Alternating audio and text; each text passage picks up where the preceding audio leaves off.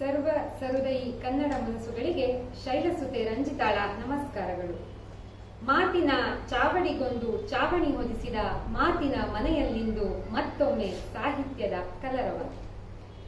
Corona ಕರಾಳತೆಯ ಕಗ್ಗತ್ತಲ ನಡುವೆ ತುಸು ಮಿಂಚಿರುವ ಸಹಜತೆಯ ದಿನಗಳಲ್ಲೊಂದು ಇಂದು ರಸಸಂಜೆ.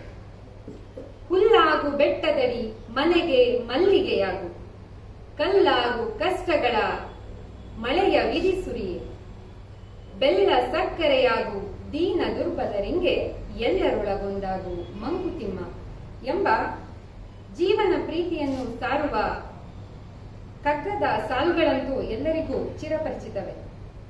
ಆಧುನಿಕ ಭಗವದ್ಗೀತೆ ಎಂದೇ ಕರೆಯಲ್ಪಡುವ ಡಿವಿಜಿಯವರ ಮಂಕುತಿಮ್ಮನ ಕಗ್ಗದ ಕುರಿತ ವಿಚಾರಧಾರೆಯ ಇಂದಿನ ಈ ಕಾರ್ಯಕ್ರಮಕ್ಕೆ ವೇದಿಕೆಗೆ ಅತಿಥಿಗಳನ್ನ ಆಹ್ವಾನಿಸುತ್ತಿದ್ದೇನೆ.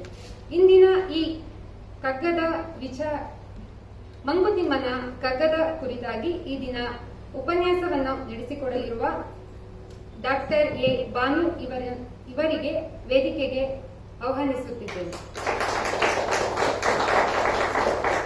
ಹಾಗೂ ಇಂದಿನ ಈ ಕಾರ್ಯಕ್ರಮದ ಅಧ್ಯಕ್ಷತೆಯನ್ನು ವಹಿಸಿರುವ ಅಣಕು ರಾಮನಾಥ್ ಇವರನ್ನು ಸಹ ವೇದಿಕೆಗೆ ಆಹ್ವಾನಿಸುತ್ತಿದ್ದೇನೆ.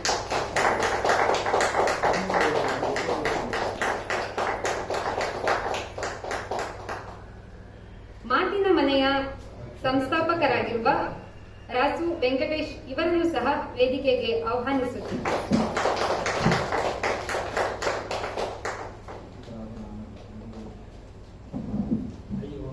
ವಿಘ್ನ ವಿನಾಶಕನಾದ ವಿನಾಯಕನ ಸ್ತುತಿಯೊಂದಿಗೆ ಈ ಕಾರ್ಯಕ್ರಮವು ಆರಂಭಗೊಳ್ಳಲಿದ್ದು, ಈ ಕಾರ್ಯಕ್ರಮದ ಪ್ರಾರ್ಥನೆಯನ್ನು ಖುಷಿ ಇವರು ನಡೆಸಿಕೊಡಲಿದ್ದಾರೆ.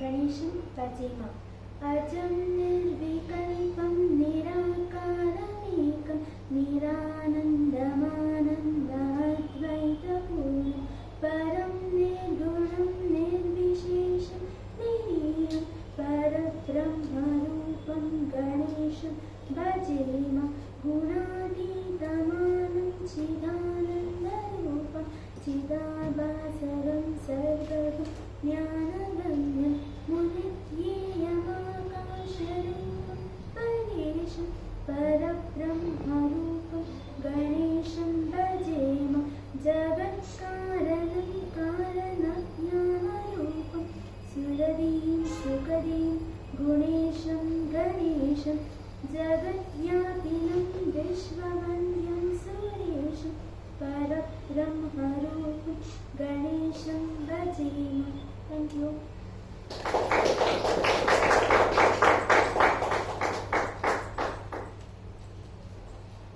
ಪ್ರಾರ್ಥನೆಯನ್ನು ಹಾಡಿದ ಖುಷಿ ಇವರಿಗೆ ಧನ್ಯವಾದಗಳು. ಈ ಕಾರ್ಯಕ್ರಮದ ಉದ್ಘಾಟನೆಯನ್ನು ದೀಪ ಬೆಳಗುವುದರ ಮೂಲಕ ನೆರವೇರಿಸಿಕೊಡಬೇಕಾಗಿ ವೇದಿಕೆಯಲ್ಲಿರುವ ಅತಿಥಿ ಗಣ್ಯರಲ್ಲಿ ಕೇಳಿಕೊಳ್ಳುತ್ತೇನೆ.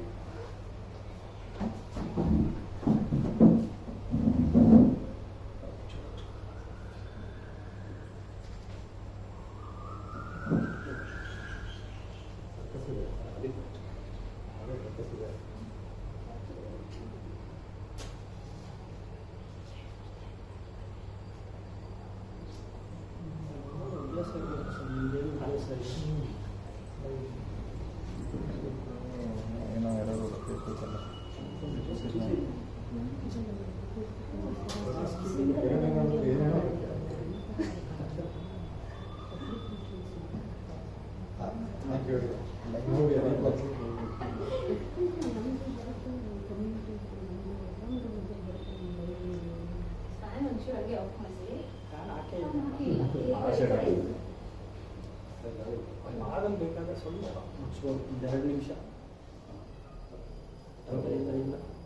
ಅಲ್ಲಿಂದ ಸುಮ್ಮನೆ ಸರಿಸಿ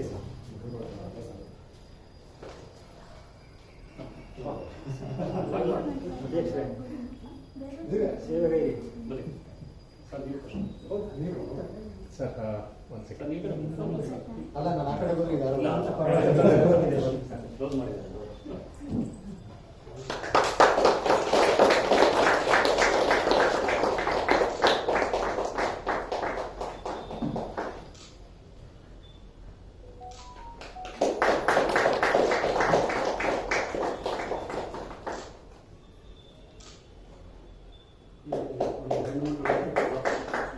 ದೀಪ ಹೆಣ್ಮಕ್ಳು ಹಚ್ಕೊ ಅಮ್ಮ ಅದನ್ನು ನೀವು ಕಲ್ತ್ಕೊಂಡು ಬಾ ನೀವು ಬಂದಿದ್ದೀವಿ ಇನ್ನೊಂದಿದೆ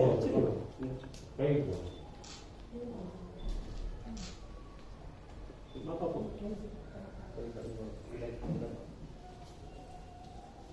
ಅಸತೋಮ ಸದ್ಗಮಯ ತಮಸೋಮ ಜ್ಯೋತಿರ್ಗಮಯ ಮೃತ್ಯೋರ್ಮ ಅಮೃತಂಗಮಯ. ಓಂ ಶಾಂತಿ ಶಾಂತಿ ಶಾಂತಿ.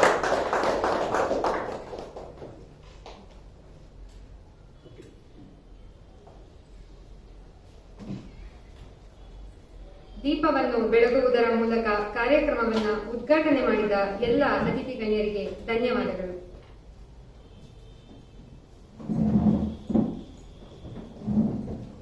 ಮಾತಿನ ಮನೆಯ ಸಂಸ್ಥಾಪಕರಾದ ರಾಸು ವೆಂಕಟೇಶ್ ಇವರಿಂದ ಕಾರ್ಯಕ್ರಮದ ಕುರಿತಂತೆ ಪ್ರಾಸ್ತಾವಿಕ ನುಡಿ ಮತ್ತು ಸ್ವಾಗತ ನುಡಿ.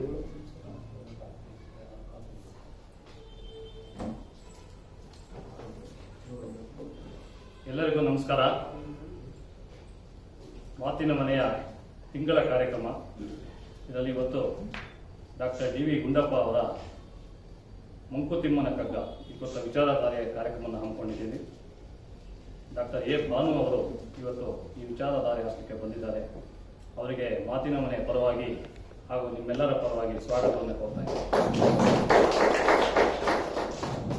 ಹಾಗೆ ಈ ದಿನ ಕಾರ್ಯಕ್ರಮದ ಅಧ್ಯಕ್ಷತೆಯನ್ನು ವಹಿಸಿರುವ ಶ್ರೀ ಎನ್ ರಾಮನಾಥ್ ಅವರಿಗೂ ಕೂಡ ಸ್ವಾಗತವನ್ನು ಕೋರ್ತಾ ಇದ್ದೇನೆ.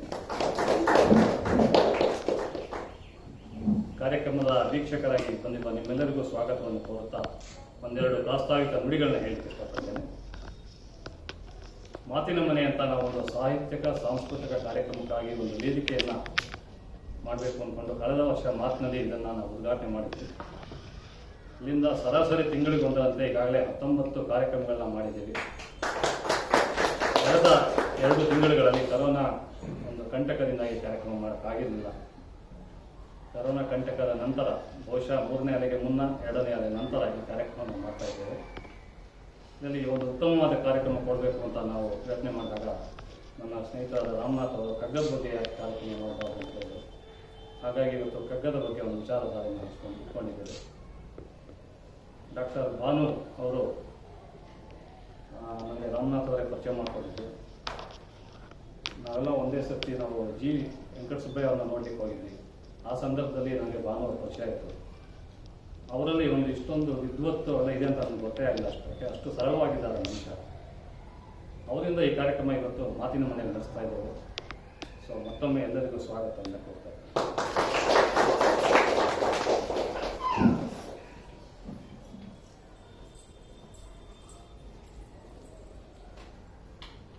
ಕಾರ್ಯಕ್ರಮದ ಕುರಿತಾಗಿ ಪ್ರಾಸ್ತಾವಿಕ ನುಡಿಗಳನ್ನಾಡಿ ಎಲ್ಲರನ್ನು ಸ್ವಾಗತಿಸಿದಂತಹ ರಾಸು ವೆಂಕಟೇಶ್ ಇವರಿಗೆ ಧನ್ಯವಾದಗಳು.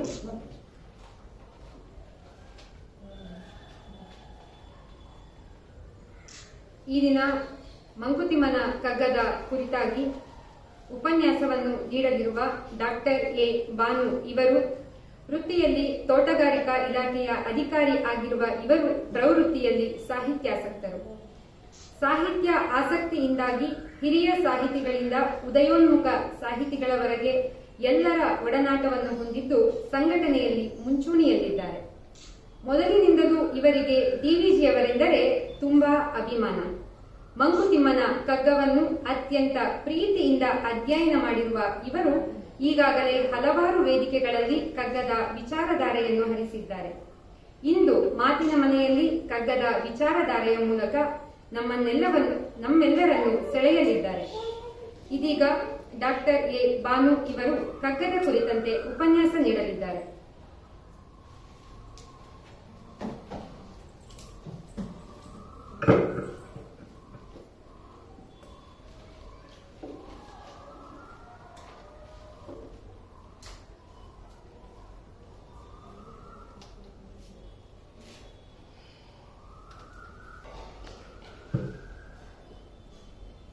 ಎಲ್ಲರಿಗೂ ನಮಸ್ಕಾರ.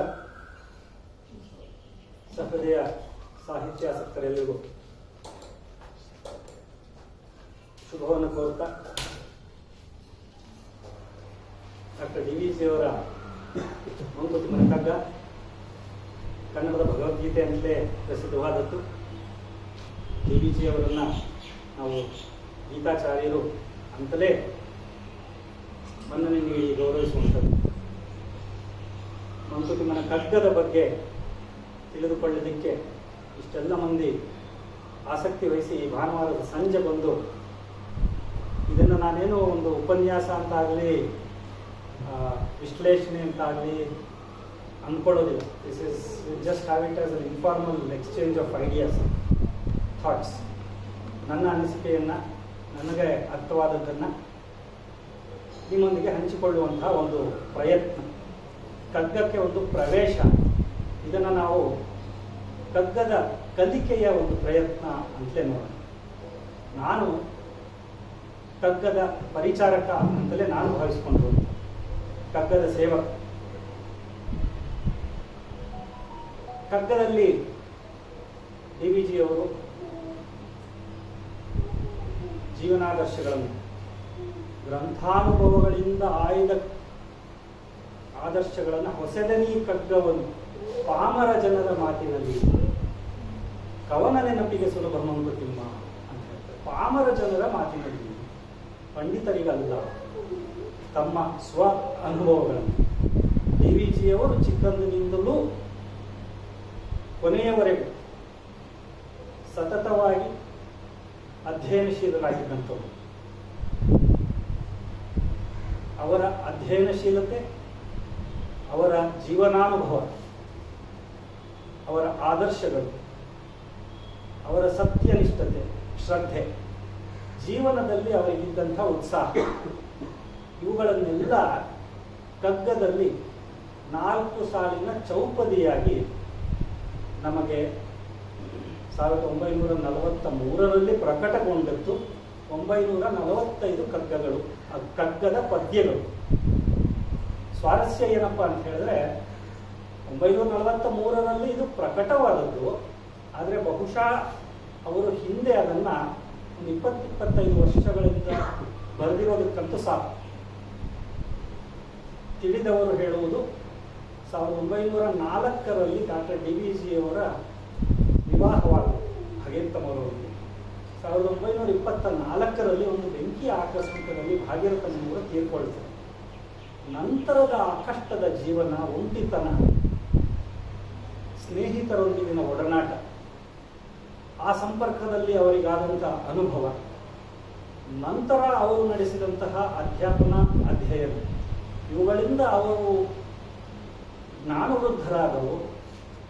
ಅದನ್ನೆಲ್ಲ ಮೇಳೈಸಿ ಈ 4 ಸಾಲಿನ ಚೌಕದಿಗಳು ಅಂತ.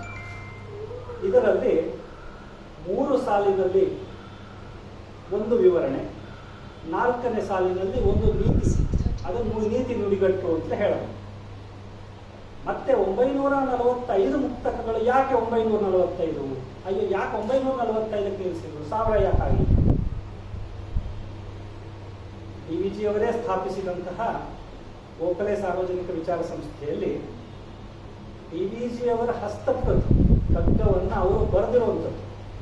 ಅವಾಗ ಅವರಿಗೆ ತೋಚಿದ್ದನ್ನೆಲ್ಲ 4 ಸಾಲುಗಳನ್ನು ಪದ್ಯದ ರೂಪದಲ್ಲಿ ಕವನ ನೆನಪಿಗೆ ಸುಲಭ ಮಂಕುತಿಮ್ಮ ಅಂತ ಹೇಳಿದ್ರಲ್ಲ,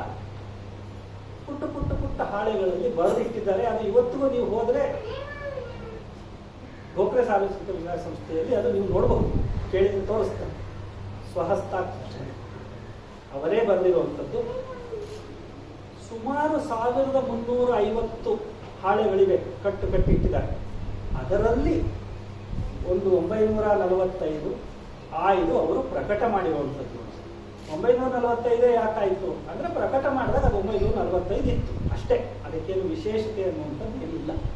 1000 ಬೇಕಾದರೂ ಆಗ್ಬೋದಿತ್ತು. ಡಿ ವಿ ಜಿ ಅವರಿಗಿದ್ದಂಥ ಶಕ್ತಿಯಲ್ಲಿ 1500, 200, 2000 ಬೇಕಾದರೂ ಬರಿಬೋದಿತ್ತು. ಮತ್ತೆ ಬರೆದಿದ್ದಾರೆ ಮರಳು ಮುನಿಯನ ಕಗ್ಗ ಅಂತ.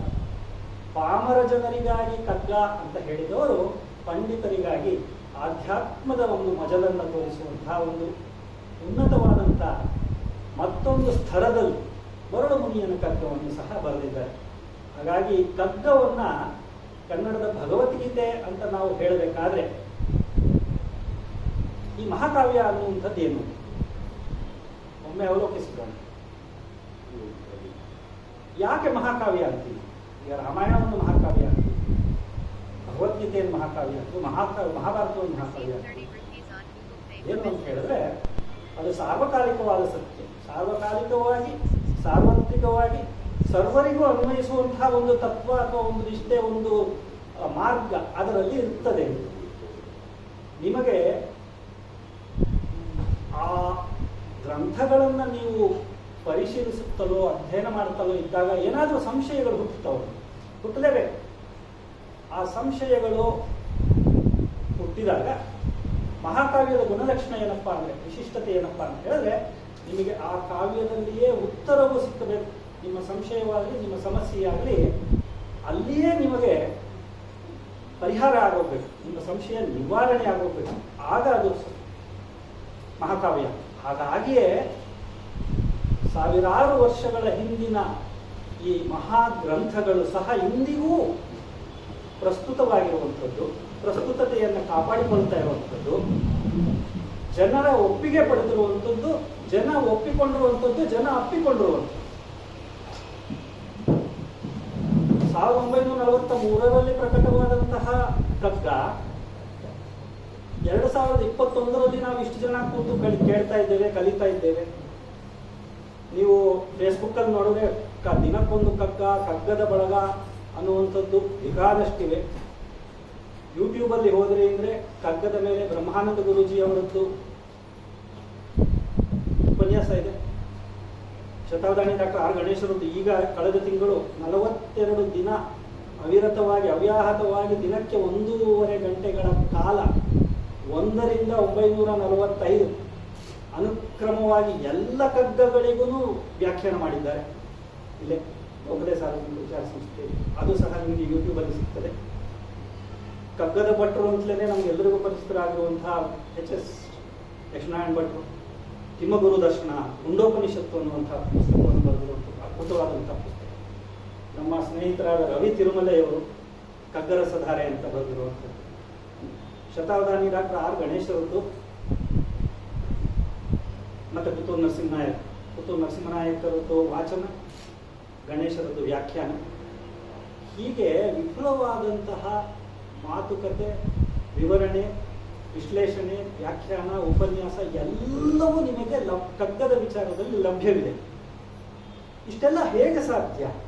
ಕಗ್ಗವನ್ನು ಬರೆದಾಗ DVG ಅವರಿಗೆ ಇಷ್ಟು ಜನಪ್ರಿಯತೆಯಾಗಿ ಇದು ಗಳಿಸಿಕೊಳ್ಳುತ್ತೆ, ಪ್ರಖ್ಯಾತಿಯನ್ನು ಪಡೆಯುತ್ತೆ ಅನ್ನೋದು ಅವರಿಗೆ ಅಕ್ಷರಶಃ ಅವರು ನಂಬಿರಲಿಲ್ಲ.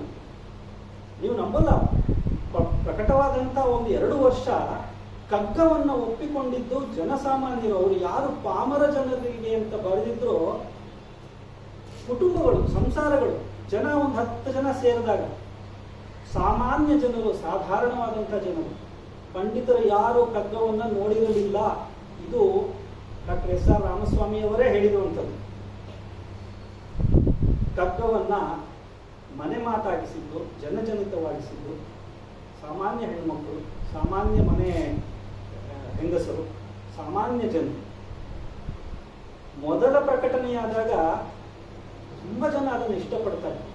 ನಾವೆಲ್ಲ ಈಗ ನೀವು ಕಗ್ಗ ಅನ್ನುವಂಥದ್ದು ಬಹುಶಃ ಎಲ್ಲರೂ ಉಲ್ಲೇಖ ಮಾಡುವಂಥದ್ದು, ರಾಜಕಾರಣಿಗಳಾಗಲಿ, ಉಪನ್ಯಾಸಕರಾಗಲಿ, ಸಾಹಿತ್ಯಕರು ಎಲ್ಲರೂ ಉಲ್ಲೇಖ ಮಾಡುವಂಥ ಕಗ್ಗವನ್ನು ಉಲ್ಲೇಖ ಮಾಡದೆ ಯಾರು ಭಾಷಣ ಮಾಡೋದೇ ಇಲ್ಲ ಅನ್ನೋದು. ಅನ್ಯಾಗ ನೀವು ನೋಡಿ, ಬದುಕು ಜಟಕ ಬಂಡಿ ನಾವೆಲ್ಲರೂ ಗೊತ್ತಿರುವಂಥದ್ದು, ನಗುವು ಸಹಜದಂತ ನಮಗೆಲ್ಲ ಗೊತ್ತಿರುವಂಥದ್ದು, ಹುಲ್ಲಾಗು ಬೆಟ್ಟದಲ್ಲಿ ಎಲ್ಲರೂ ಗೊತ್ತಿರುವಂಥದ್ದು. ಈ ರೀತಿ ಈ ಎಲ್ಲರಿಗೂ ಒಪ್ಪುವಂಥ ಪದ್ಯಗಳನ್ನು ರಚಿಸಿ ನೀಡಿದಂಥವರು ಡಾಕ್ಟರ್ DVG. ಹಾಗಾಗಿ ಅದು ಜನರ ಮಾನ್ಯತೆಯನ್ನು, ಮನ್ನಣೆಯನ್ನು ಗಳಿಸಿಕೊಂಡು 2-3 ವರ್ಷದ ನಂತರ ಇದ್ಯಾವುದಿದು, ಇಷ್ಟು ಜನ ಇದರ ಬಗ್ಗೆ ಮಾತಾಡ್ತಾರಲ್ಲ, ಎಲ್ಲರೂ ಹೇಳ್ತಾರಲ್ಲ, ಸಣ್ಣ ಪುಟ್ಟ ಸಮಾರಂಭಗಳಲ್ಲೆಲ್ಲ ಕಗ್ಗವನ್ನು ಹೇಳ್ತಾ ಇರ್ತಾರೆ 43 ರಿಂದ 45 ಆಗ ಪಂಡಿತರು ಅದರ ಬಗ್ಗೆ ಓಹೋ ಇದೇನೋ ಇದೆ ಅಂತ ಅದರ ಬಗ್ಗೆ ಗಮನ ಹರಿಸ್ತಾರೆ. ಅಷ್ಟರಲ್ಲಿ ಸಾಕಷ್ಟು ಜನ ಇದನ್ನ ಹೃದ್ಗತ ಮಾಡ್ಕೊಂಡಿರ್ತಾರೆ, ಕಂಠಪಾಠ ಮಾಡ್ಕೊಂಡಿರ್ತಾರೆ.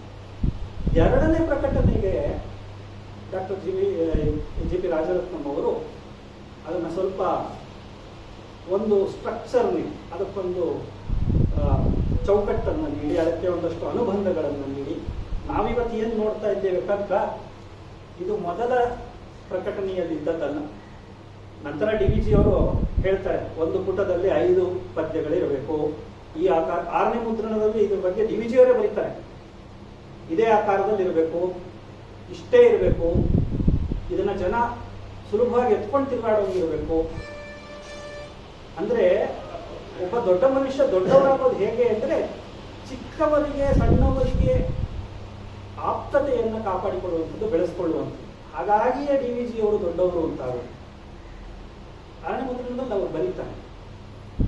ಇವರು ಎಲ್ಲ ಕಂಠಪಾಠ ಮಾಡ್ಕೊಂಡಿರ್ತಾರಲ್ಲ, 2ನೇ ಮುದ್ರಣಕ್ಕೆ ಅದನ್ನೆಲ್ಲ ಸ್ವಲ್ಪ ತಿದ್ದಿ ಅದಕ್ಕೊಂದಷ್ಟು ಅನುಬಂಧಗಳು, ಟಿಪ್ಪಣಿಗಳು, ಅದಕ್ಕೊಂದು 5 ಪದ್ಯಗಳು ಅಂತ ಹೇಳಿ ಒಂದಷ್ಟು ಮಾರ್ಪಾಡುಗಳನ್ನು ಮಾಡಿದ್ದಾರೆ. ಮೊದಲನೇ ಪ್ರಕಟಣೆ ನಮ್ಗೆ ಯಾರಿಗೂ ತಪ್ಪಲ್ಲ.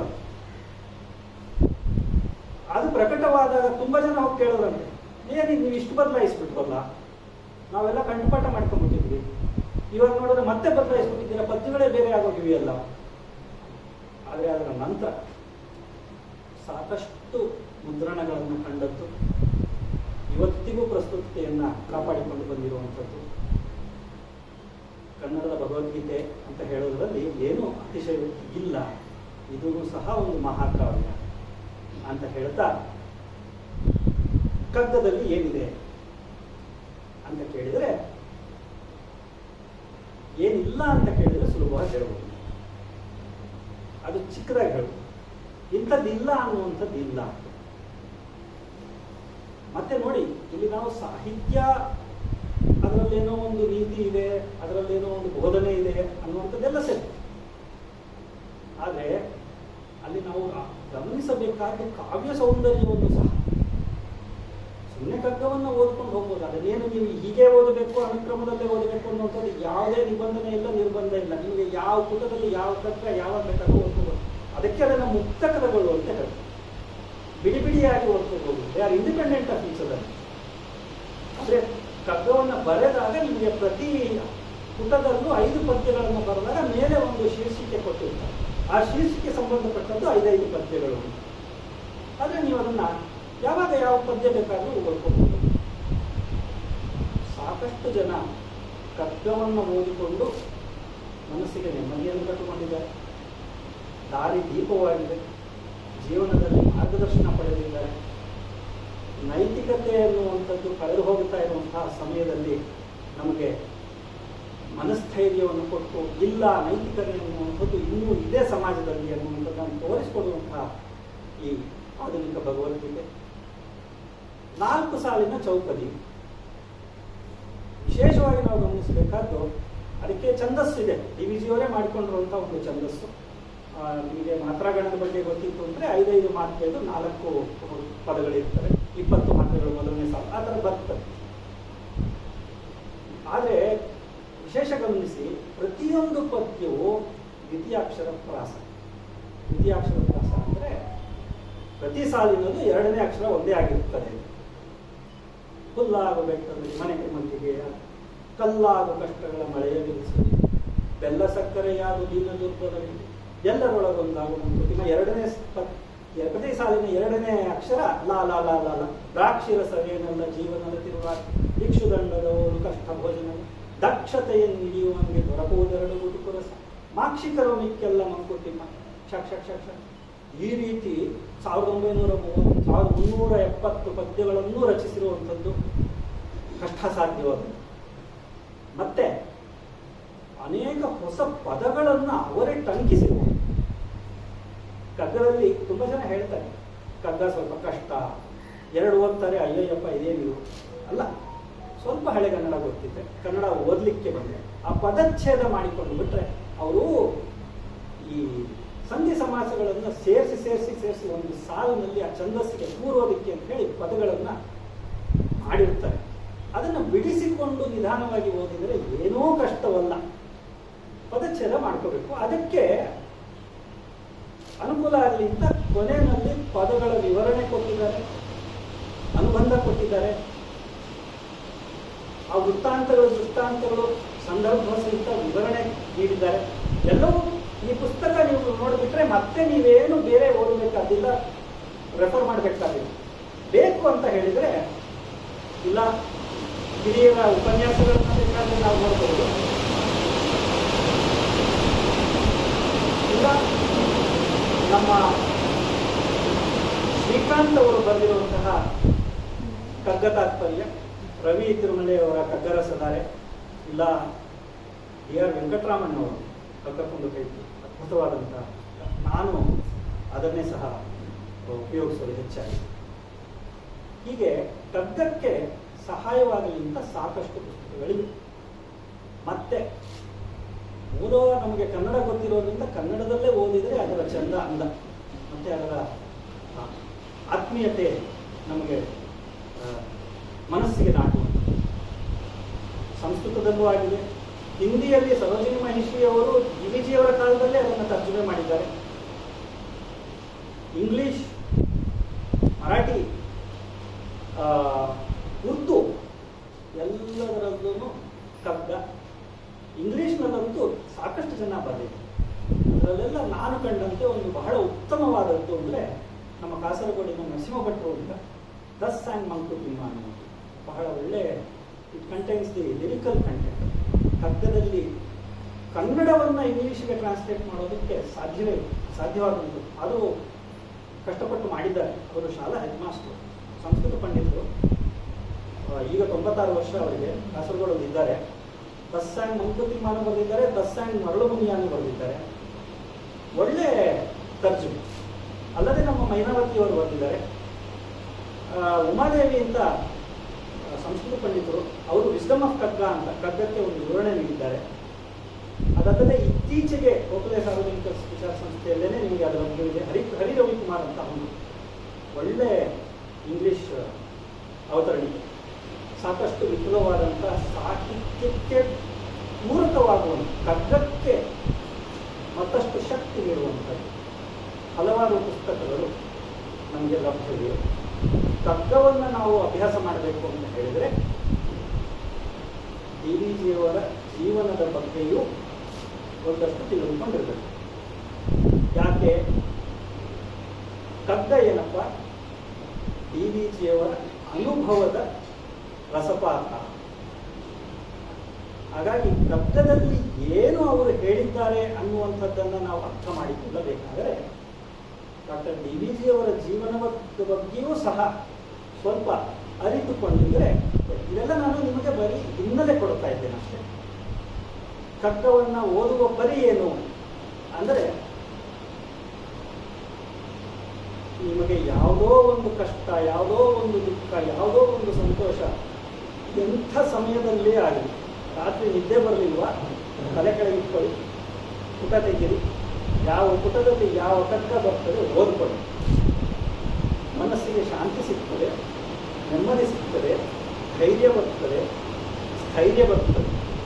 ಹಾಗಾಗಿಯೇ ಬದುಕು ಜಟಕ ಬಂದು ಹಿರಿಯರ ಸಾಹೇಬ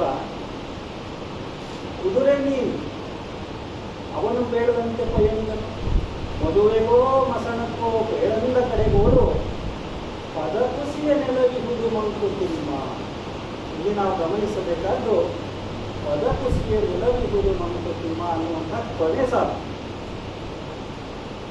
ಎಂಥ ಕಷ್ಟವೇ ಬರಲಿ, ಪ್ರಳಯ ಆಗೋದು, ಕರೋನಾ ಕಗ್ಗತ್ತಲಿನಲ್ಲಿ ನಮಗೆ ಕಗ್ಗ ದಾರಿ ತೋರಿಸುತ್ತೆ.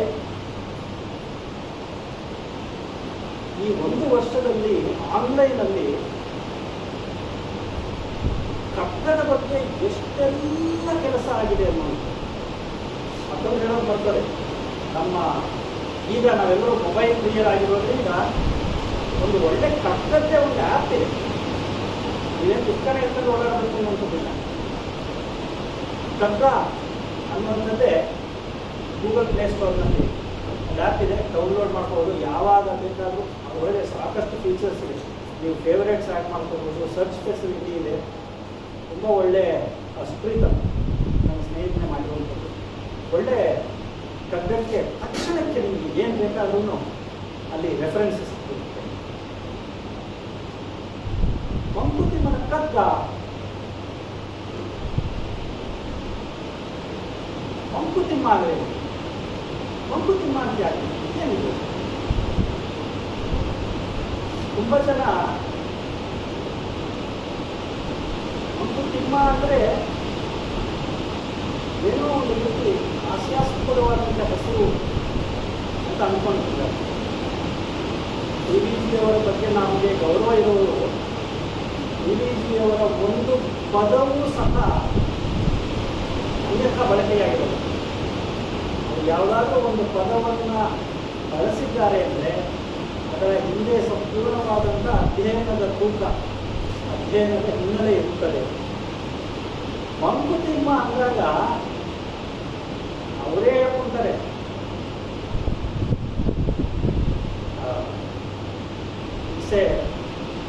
ಫಾಗಿಫರ್ ಆಗುವ ಮಸುಕಾದಂಥದ್ದು. ಮಂಕು ಅಂದರೆ ಮಂಕು ಕವಿಯೋದು. ಈ ಮಂಕು ಕವಿದಿರುವವರು ಮಾತನಾಡಿರುವಂಥದ್ದು, ಹೇಳಿರುವಂಥದ್ದು. ತಿಮ್ಮ ಅಂದರೆ ತಿಮ್ಮರಾಯ. ತಿಮ್ಮರಾಯ ಅಂದರೆ ನಾವು ತಿರುಮಲರಾಯ ಅಂತ ಆಗ್ಬೋದು, ಡಿವಿಜಿಯವರ ಮನೆತನದ ದೇವರು. ಇನ್ನು ತಿಮ್ಮ ಅಂತ ನಾವು ಸಾಮಾನ್ಯವಾಗಿ ಹನುಮಂತನಿಗೆ ಸೇರಿಸುವ ಆಗಬೇಕಾದ್ರೂ ಆಗ್ಬೋದು. ಆದರೆ ಇಲ್ಲಿ ಕಗ್ಗದ ಪ್ರಾರಂಭದಲ್ಲಿ ಒಂದು ಕಗ್ಗದ ಕಥೆ ಅಂತ ಬರ್ತದೆ. ಅಲ್ಲಿ ತಿಮ್ಮಗುರು ದರ್ಶನ ಅಂತ. ತಿಮ್ಮಗುರು ಡಿವಿಜಿಯವರ ಸೋದರ ಮಾವ ಸಹ ತಿಮ್ಮಪ್ಪ, ಅವರು ಸಹ ಡಿವಿಜಿಯವರಿಗೆ ಪಾಠ ಕಲಿಸಿರುತ್ತಾರೆ, ಸಂಸ್ಕೃತ ಪಡೆದರು. ಅವರ ಮನೆಯಲ್ಲಿಯೇ ಇದ್ದು ಡಿವಿಜಿಯವರಿಗೆ ಬೋಧನೆ ಮಾಡಿರುತ್ತಾರೆ. ಸ್ವತಃ ಸೋದರ ಮಾವ ತಿಮ್ಮಗುರು ತಿಮ್ಮಪ್ಪ. ಈ ತಿಮ್ಮ ಕಗ್ಗದ ಕಥೆಯಲ್ಲೂ ಸಹ ಒಬ್ಬ ತಿಮ್ಮಗುರು ಅಂತ ಬರ್ತದೆ. ಸೋಮಿ ಅಂತ ಒಂದು ಕತೆ ಬರುತ್ತೆ. ಅದನ್ನ ರಗಳೆಯ ರೂಪದಲ್ಲಿ ಡಿವಿಜಿಯವರು ವಿಡಿಯೋ ಅಂತ. ರಗಳೆ ಅಂದರೆ ರಗಳೆ ಗೊಂದಲ, ರಗಳೆನೇ ಕೊನೆ ಇರೋಲ್ಲ. ಎಲ್ಲಿ ನಿಲ್ಲಿಸಿದರೆ ಕೊನೆ ಅಂತ. ಎರಡೆರಡು ಸಾಲುಗಳು, ಮೂರು ಅಕ್ಷರದ ಪದಗಳು, ಅಂತ್ಯಾಕ್ಷರ ಪ್ರಾಸ ಇರ್ತದೆ. ಆದಿಪ್ರಾಸ ಇದ್ದರೆ ಒಳ್ಳೆಯದು.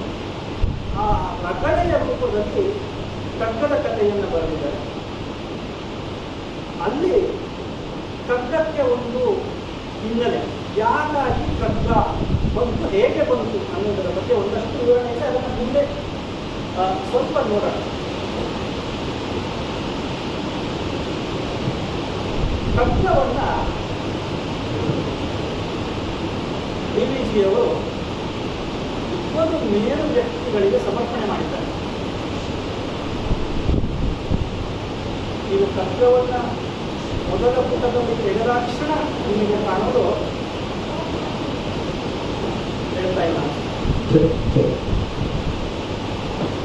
ಕಗ್ಗವನ್ನು ಮೊದಲ ಪುಟದಲ್ಲಿ ನೀವು ತೆಗೆದಾಗ ಕಾಣಿಸುವಂಥದ್ದು 2 ಬೆಟ್ಟ, ಮಧ್ಯ ಒಂದು ಸೂರ್ಯ ಕಿರಣ. ಅಲ್ಲಿ ಒಂದು TSV MKM, TS Venkannaiah, Mokshagundam Krishnamurthy ಅಂತ ಡಿವಿಜಿಯವರ ಆಪ್ತರು. TS ವೆಂಕಣ್ಣಯ್ಯ ಮತ್ತು AR ಕೃಷ್ಣಶಾಸ್ತ್ರಿಗಳು ನಮ್ಮ ಕನ್ನಡದ ಅಶ್ವಿನಿ ದೇವತೆಗಳು. TS ವೆಂಕಣ್ಣಯ್ಯನವರು ಡಿವಿಜಿಯವರಿಗೆ ಬಹಳ ಆಪ್ತರು. ಡಿವಿಜಿಯವರು ಯಾರನ್ನೂ ಏಕವಚನದಲ್ಲಿ ಮಾತನಾಡಿಸಿದಂಥವರಲ್ಲ. ಪುಟ್ಟ ಮಗುವನ್ನೂ ಸಹ ಬನ್ನಿ ಹೋಗಿ ಇದ್ದರೆ ಮಾತನಾಡಿಸ್ತಾ ಇದ್ದಂಥವ್ರು. ಆದರೆ ಏಕವಚನದ ಸಲುಗೆಯನ್ನು ಇಟ್ಟುಕೊಂಡಿದ್ದಂಥವರು TS ವೆಂಕಣ್ಣಯ್ಯನವರು. ಅಂತಹ ಮಹಾನುಭಾವರಿಗೆ ಕಗ್ಗವನ್ನು ಸಮರ್ಪಣೆ ಮಾಡಿರುವಂಥದ್ದು. ಮತ್ತೊಬ್ಬರು ಮೋಕ್ಷಗುಂಡಂ ಕೃಷ್ಣಮೂರ್ತಿ ಅಂತ, ಅವರು ಸರ್ ವಿಶ್ವೇಶ್ವರಯ್ಯನವರ ಅಣ್ಣನ ಮಗ ನಾಯರು. ಅವರು ಸಹ ಡಿವಿಜಿಯವರಿಗೆ, ನಾನು ಹೇಳಿದ್ನಲ್ಲ, ಅವರ ಪತ್ನಿ ವಿಯೋಗವಾದಾಗ ಇವರಿಬ್ಬರು ಅವರಿಗೆ ಆಧಾರ ಸ್ತಂಭಗಳಾಗಿ ನೈತಿಕವಾಗಿ ಧೈರ್ಯ ತುಂಬಿದಂತಹ. ಹಾಗಾಗಿ MKA ಮತ್ತು TSV ಇವರಿಬ್ಬರಿಗೆ ಕಗ್ಗವನ್ನು ಸಮರ್ಪಿಸುವಂಥದ್ದು. TS ವೆಂಕಣ್ಣಯ್ಯ ಕುವೆಂಪುರವರ ಗುರುಗಳು. ರಾಮಾಯಣ ದರ್ಶನಂ ಸಹ ಕುವೆಂಪುರವರು TS ವೆಂಕಣ್ಣಯ್ಯನವರಿಗೇ ಸಹ ಅರ್ಪಣೆ ಮಾಡಿರುವಂಥದ್ದು. ಒಬ್ಬರೇ ಪಂಡಿತರು, ಒಬ್ಬರೇ ಮಹಾನ್ ವ್ಯಕ್ತಿ, 2 ಕನ್ನಡ ಸಾಹಿತ್ಯದ ದಿಗ್ಗಜರ ಮೇರು ಕೃತಿಗಳನ್ನು ಸಮರ್ಪಣೆ ಮಾಡಿಸಿಕೊಂಡಿರುವಂಥವರು TS ವೆಂಕಣ್ಣಯ್ಯ. ಇನ್ನು ಆಗ ಎಂಥ ದೊಡ್ಡ ಮನುಷ್ಯ ಇರಬೇಕು. ಡಿ ವಿ ಜಿಯವರು ರಾಮಾಯಣ ದರ್ಶನಂನವರು ಡಿ ವಿ ಜಿಯವರು ಗುರುಗಳು ಅಂತ ಹೇಳಿ ಕುವೆಂಪು ಅವರ ಗುರುಗಳು ಅಂತ ಹೇಳಿ ರಾಮಾಯಣ ದರ್ಶನವನ್ನು ಕೊಟ್ಟದ್ದು.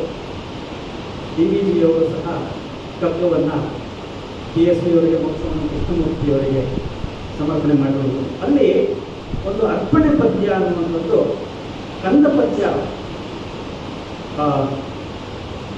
ಮೊದಲು ಬಂದಿರುವಂಥದ್ದು. ಅದನ್ನು ನೋಡಿಬಿಟ್ಟು ಮುಂದುವರಿದ ಹಿರಿಯೇನುಗೈದೊಡೆಯು ನಾನು ಅರಿರದೆ ನಿಲ್ಲಲಾಯಿತು ನಿಮ್ಮ ಕೆಳೆಯ ಆಸರೆಯೇನು ಬದುಕನ್ನು ಅವನ್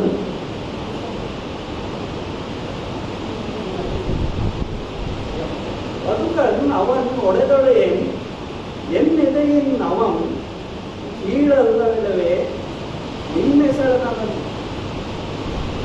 ನೀನ್ ಮರಳಿ ಬಂದೊಡೇನ್ ಎನಗ ಮಮತೆಯ ಕುರುಹ ತೋರುಮೇ ಹೊಸರೂಪ ಆ ಮರುಕದ ಕಣ್ಣು ಆ ನಗು ಆ ಮಾತಿನ ಸವಿಗಳಂತೆ ಸಂಜೀವನಗಳು ಸಿಕ್ಕುವವರಂತೆ ನೀನು ಈ ಕಗ್ಗವ ನೋಡಿದ್ದರೆ ಆ ರಸವಕ್ರದ ಕಣ್ಣಿ ಅಗ್ಗವನೇ ಇದುವೆ ನಿಮ್ಮಯ ಬೆಟ್ಟದ ನೆನಪಿಗತ್ತ ಪೂರ್ವದ ಸಮರೇ ಅಂತ 3 ಕಂದ ಪದ್ಯದಲ್ಲಿ ಈ ಟಿ ಎಸ್ ವಿ ಮತ್ತು ಮುಖ್ಯಮಂತ್ರಿ ಕೃಷ್ಣಮೂರ್ತಿಯವರ ನೆನಪಿಗೆ ಕಗ್ಗವನ್ನು ನೀಡಿರುವಂಥದ್ದು. ಮತ್ತು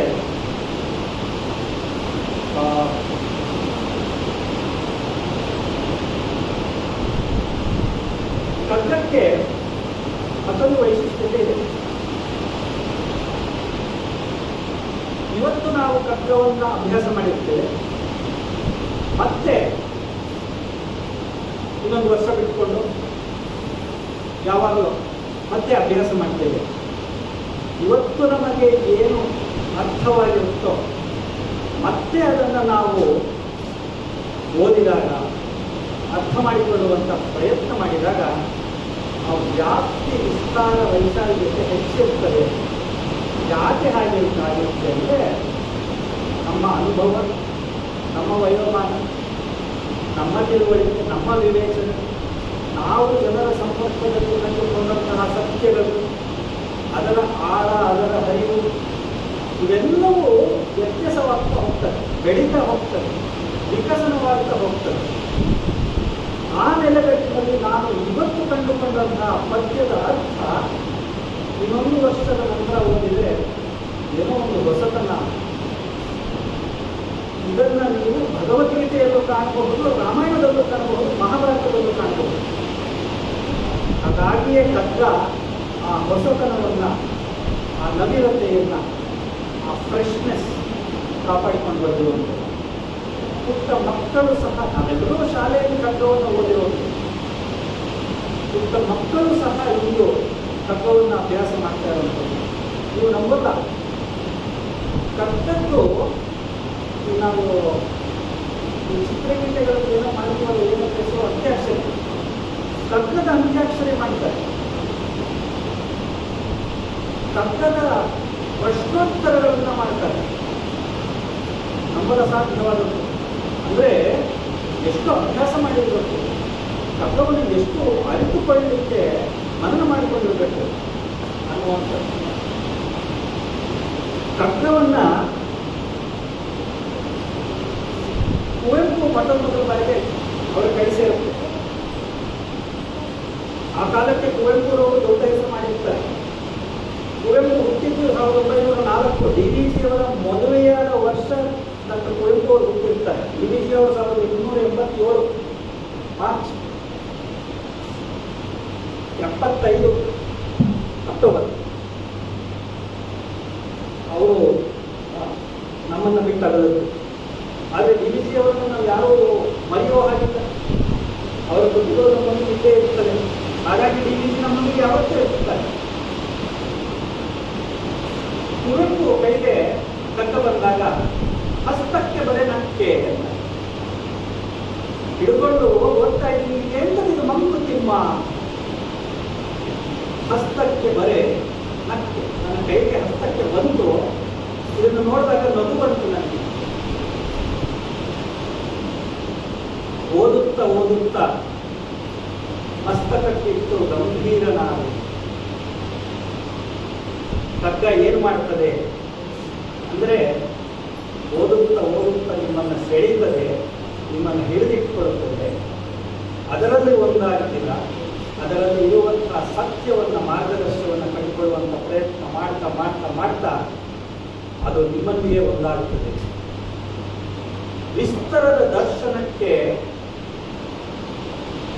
ಕುವೆಂಪುಗಳ ಹಸ್ತಕ್ಕೆ ಬಂದ ನನಗೆ ಓದುತ್ತಾ ಓದುತ್ತಾ ಮಸ್ತಕಕ್ಕಿಟ್ಟು ಗಂಭೀರನಾದ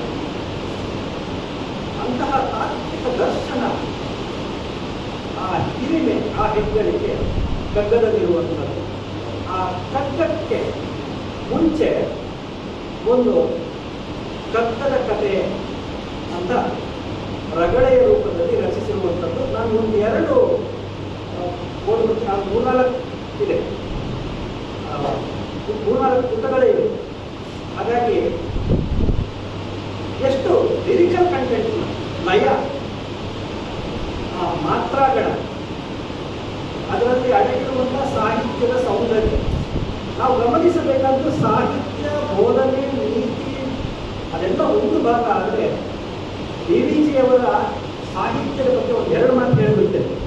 ವನಸುಮದವೆನ್ನ ಜೀವನವು ವಿಕಸಿಸುವಂತೆ ಮನವನ್ನು ಅನುಭವಿಸು ಗುರುವೇ ಹೇ ದೇವ, ಜನಕ್ಕೆ ಸಂತಸ ಜೀವ ಘನನು ನಾನೆಂಬುದ ಎಣಿಕೆ ತೋರದೆ ಜಗದ ಪೊಗಳಿಕೆಗೆ ಬಾಯಿ ಬಿಡದೆ, ಜನದ ಪೊಗಳಿಕೆಗೆ ಬಾಯಿ ಬಿಡದೆ. ಡಿವಿಜಿಯವರು ಯಾವತ್ತೂ ಮಾನ ಸಮ್ಮಾನಗಳನ್ನು ಅರಸಿಕೊಂಡು ಹೋದವರಲ್ಲ, ವಿನಮ್ರತೆಯಿಂದ ಬಾಳುವವರು, ಸಜ್ಜನರು, ಬಹಳ ನಮ್ರತೆ. ಕಗ್ಗದಲ್ಲಿ ನಾವು 3-4 ಪದ್ಯಗಳಲ್ಲಿ ಡಿವಿಜಿಯವರ ಬಾಳಿನಲ್ಲಿ ಅವರು ಕಂಡುಕೊಂಡಂತಹ ವಿನಮ್ರತೆಯನ್ನು ಕಂಡುಕೊಳ್ಳಬಹುದು. ಅಕ್ಕಿಯೊಳಗನ್ನವನ್ನು ಮೊದಲು ಕಂಡವರ ಅಕ್ಕರದ ಬರಹಕ್ಕೆ ಮೊದಲಿಲ್ಲದ ಲೆಕ್ಕವಿರಿಸಿದ ತನ್ನಾದಿ ಬಂಧುಗಳ ತಪ್ಪುವುದೇ ಬೆಸರಿನಲ್ಲಿ ಹೋಗುತ್ತಿಲ್ಲ ಅಂತ. ಲೆಕ್ಕ ಇರಿಸಿಲ್ಲಪ್ಪ ಜಗ ತನ್ನಾದಿ ಬಂಧುಗಳ ಅಕ್ಕರದ ಬರಹಕ್ಕೆ ಮೊದಲಿಗನಾದರೂ ಅಕ್ಷರವನ್ನು ಬರೆದುಕೊಟ್ಟವನು ಯಾರು? ಇವತ್ತು ನಾವು ಅಕ್ಷರ ಕೊಟ್ಟಿರಲಿಲ್ಲ ಅಂದ್ರೆ ನಾನು ಮಾತಾಡಲಿಕ್ಕಾಗ್ತಾ ಇಲ್ಲ, ಓದಲಿಕ್ಕಾಗ್ತಾ ಇಲ್ಲ, ಬರೀಲಿಕ್ಕಾಗ್ತಾ ಇಲ್ಲ. ಯಾರೋ ಮೊದಲು ಮಹಾನುಭಾವ ಮಾಡಿದ್ರಲ್ಲ ಅವರ ಬಗ್ಗೆ ನಾವು ಯಾರಾದರೂ ತಲೆ ಕೆಡಿಸ್ಕೊಂಡಿದ್ದೀವಿ.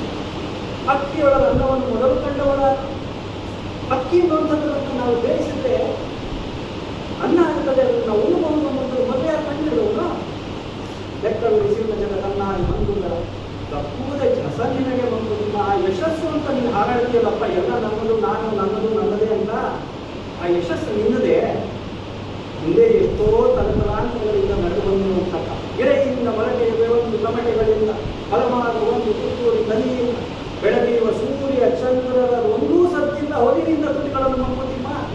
ಎಂಥ ದೊಡ್ಡ ಮನುಷ್ಯ ಡಿವಿಜಿ, ಹೊಲಿನಿಂದ ತುಟಿಗಳನ್ನು ಮಂಕುತಿಮ್ಮ ಅಂತ ಹೇಳ್ಬೇಕಾದ್ರೆ ನಾವು ಯಾಕೆ ಪ್ರತಿದಿನ ಬಾಯಿ ಮಾಡ್ಕೋಬೇಕು?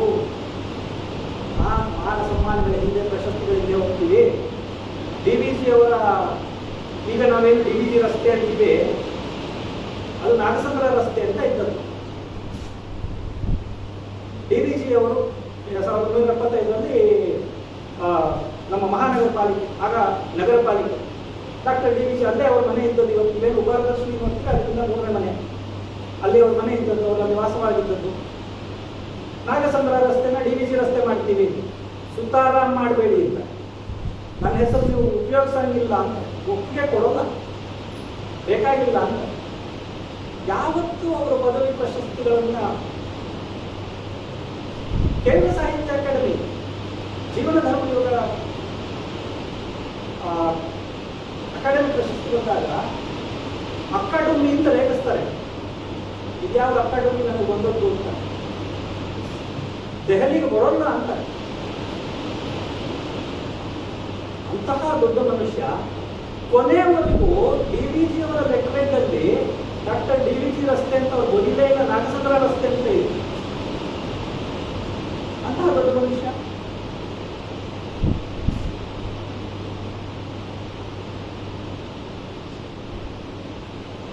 ಇಲೆಯಿಂದ ಮೊಳಕೆಯಲ್ಲಿ ಒಂದು ಆಯಿತು, ಲೆಕ್ಕವಿರಿಸಿದ ಜನ ತನ್ನಾಗಿ ಬಂಧುಗಳಾಯಿತು. ಎಲೆಯೊಂದು ನೀವು ವಿಶ್ವವೃಕ್ಷ ನೋಡೆಂದು ಎಲೆಯು ಅದರಲ್ಲಿ ನೆರವಾಗುವಂತ ನಿಮ್ಮ ಬಿಡದಲ್ಲ ವೇದಲ್ಲ ಮುಂದಕಾಂಡ ಕಲೆಯಲ್ಲ ಮರವಲ್ಲ ಕಾಯಿ ಹಣ್ಣನ್ನು ಏನೂ ಅಲ್ಲ ವಿಶ್ವ ವೃಕ್ಷದಲ್ಲಿ ವಿಶ್ವವನ್ನು ಈ ಜಗತ್ತನ್ನು ಅವರು ಅಶ್ವತ್ಥ ವೃಕ್ಷಕ್ಕೆ ಹೋಲಿಸ್ತಾರೆ. ಈ ವಿಶ್ವ ವೃಕ್ಷದಲ್ಲಿ ನೀನೊಂದು ಪುಟ್ಟ ಎಲೆನಪ್ಪ. ಎಲೆ ಬಿದ್ದೋದ ತಕ್ಷಣ ಮರ ಬಿದ್ದೋಗುತ್ತೆ ಅಂತ ಸಾಕಷ್ಟು ಜನ ಅನ್ಕೊಂತಾರೆ. ನಾನು ಬಿದ್ದೆ, ಇದು ಕೆಲಸ ಆಯ್ತು, ಇದು ಬೀಳುತ್ತೆ ನನ್ನ ಜೊತೆ ಅಂತ. ಏನೂ ಆಗಲ್ಲ. ಇನ್ನ ಹೊಸ ಎಲೆ ಚಿಗುರುತ್ತೆ, ಹಣ್ಣೆಲೆ ಉದುರುತ್ತೆ. ಆ ಎಲೆ ಏನಾಗುತ್ತೆ, ಮತ್ತೆ ಹೋಗಿ ಮರದ ಬುಡದಲ್ಲೇನೆ ಹೋಗಿ ಮಣ್ಣಲ್ಲಿ ಸೇರಿ ಅದೇ ಮರಕ್ಕೆ ಬೀಳಲಲ್ಲ ಬೇಡಲ್ಲ ಮುಂದ ಕಾಂಡ ಉಳಿಸುವಲ್ಲ ಕಲೆಯಲ್ಲ ಮರವಲ್ಲ ಕಾಯಿ ಹಣ್ಣನ್ನು ಎಲೆಯೊಂದು ನೀ ವಿಶ್ವ ವೃಕ್ಷ ನೋಡುತ್ತೀವಿ.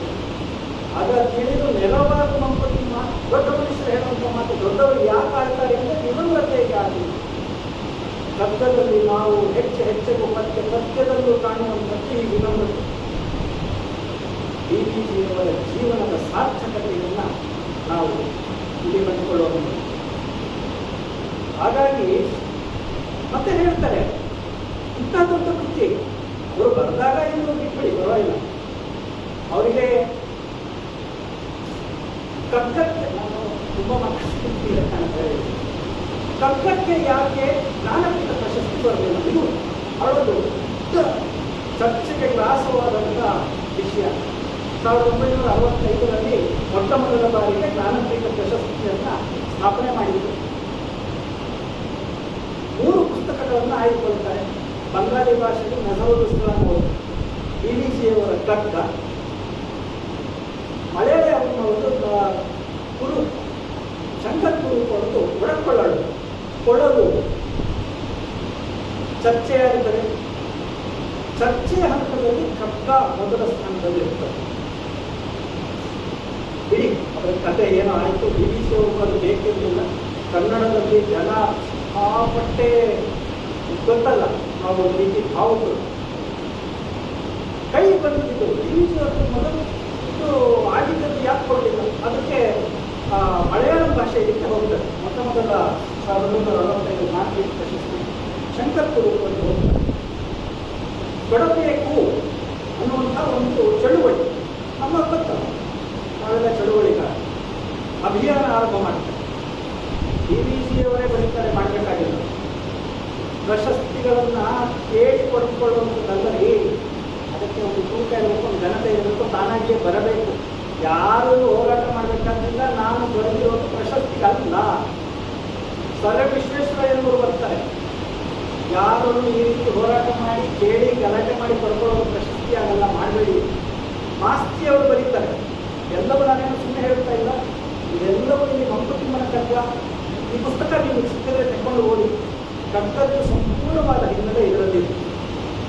ನಾನಿಲ್ಲಿ ಹೇಳ್ತಾ ಇರುವಂಥದ್ದೆಲ್ಲ ಬೇರೆಯವರ ಮಾತನ್ನು ಕೇಳಿ, ಬೇರೆಯವರು ಬರೆದಿರುವಂಥ ಪುಸ್ತಕಗಳನ್ನು ಹೇಳಿ, ನಾನಿಲ್ಲಿ ಒಬ್ಬ ಓಲೆಕಾರ ಅಷ್ಟೇ. ಇದರಲ್ಲಿ ಅಡಗಿರುವಂಥ ಸಂದೇಶವನ್ನು ನಿಮಗೆ ತಲುಪಿಸುತ್ತಿದ್ದೇನೆ. I am a messenger, I am a carrier, I am nobody ಇಂಥ ಮಾತ್ರ. ಎಲ್ಲವೂ ಇರುವಂಥದ್ದು ಈ ಪುಸ್ತಕದಲ್ಲಿ. ಕೇಳೋದು ನೀವು, ಹೇಳಿರೋರು ಅವರು. ನಾನು ಬೇಕಾದರೆ ಒಂದು ಸೇತುವೆ ಅಂತ ಅಂದ್ಕೊಳ್ಳಿ. ಯಾಕೆಂದರೆ ಲೋಕ ಸೇತುವೆ ಅನ್ನುವಂಥ ಒಂದು ಪದವನ್ನು ಬಳಸ್ತಾರೆ. ಸೇತುವೆ ಅಂತ ಬೇಕಾದ್ರೆ ಒಂದು ಬ್ರಿಡ್ಜ್ ಅಂತ ಅಂದುಕೊಳ್ಳೋಣ. ಹಾಗಾಗಿ ನಾನು ಹೇಳಿದ್ದು ಇದೊಂದು ಇಂಟರಾಕ್ಷನ್, ಮನಸ್ಸುಗಳ ನಡುವಿನ ಮಾತುಕತೆ. ಮಾತಿನ ಮನೆಯಲ್ಲಿ ಮಾತುಕತೆಯೇ ಆಗಬೇಕು.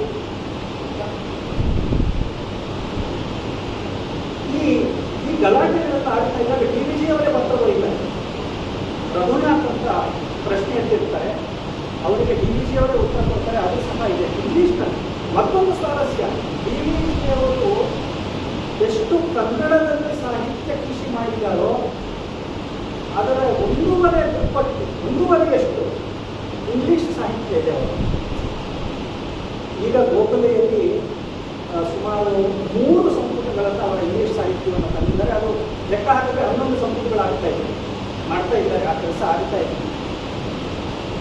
ಡಿವಿಜಿಯವರು 1898ರಲ್ಲಿ ಲೋಯರ್ ಸೆಕೆಂಡರಿ ಕನ್ನಡ ಪಾಸ್ ಮಾಡ್ಕೊಂಡು ಬರ್ತಾರೆ ಬೆಂಗಳೂರಿಗೆ.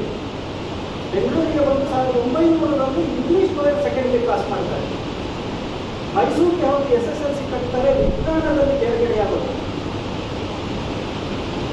ಕೆಲವರು ಹೇಳ್ತಾರೆ ಬೇಕು ಅಂತಲೇ ಫೈಲ್ ಆಗೋರು, ಯಾಕಂದ್ರೆ 10ನೇ ಕ್ಲಾಸ್ ಪಾಸ್ ಮಾಡ್ಬಿಟ್ರೆ ಅವರ ತಕ್ಷಣ ಕರ್ಕೊಂಡು ಹೋಗಿ ಶಾಲಾ ಮಾಸ್ತರಾಗಿ ಮಾಡ್ಬಿಡ್ತಾ ಇದ್ರು. ಅವರಿಗೆ ಬ್ರಿಟಿಷ್ ಸರ್ಕಾರದ ಕೈಯಲ್ಲಿ ಅಡಿಯಲ್ಲಿ ಕೆಲಸ ಮಾಡೋದು ಬೇಕಿರಲಿಲ್ಲ. ಡಿವಿಜಿ ಅವರು ಒಂದು ರೀತಿ ಇಂಡಿಪೆಂಡೆಂಟ್ ಮೈಂಡೆಡ್, ಬಹಳ ಕನ್ವಿಕ್ಷನ್ ಇದ್ದಂಥ ಮನುಷ್ಯ.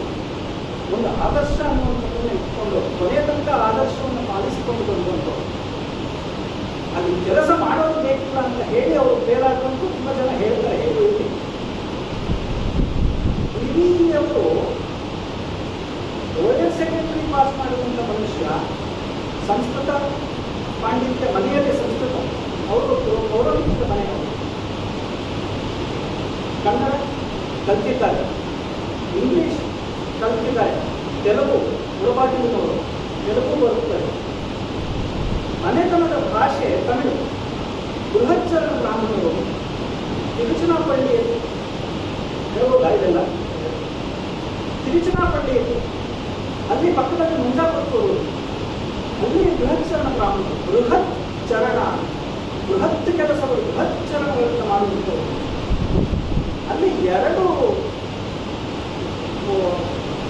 ಕುಟುಂಬಗಳು, ವಂಶಸ್ಥರು ವಲಸೆ ಬರ್ತಾರೆ ಸುಮಾರು 600 ವರ್ಷಗಳ ಹಿಂದೆ.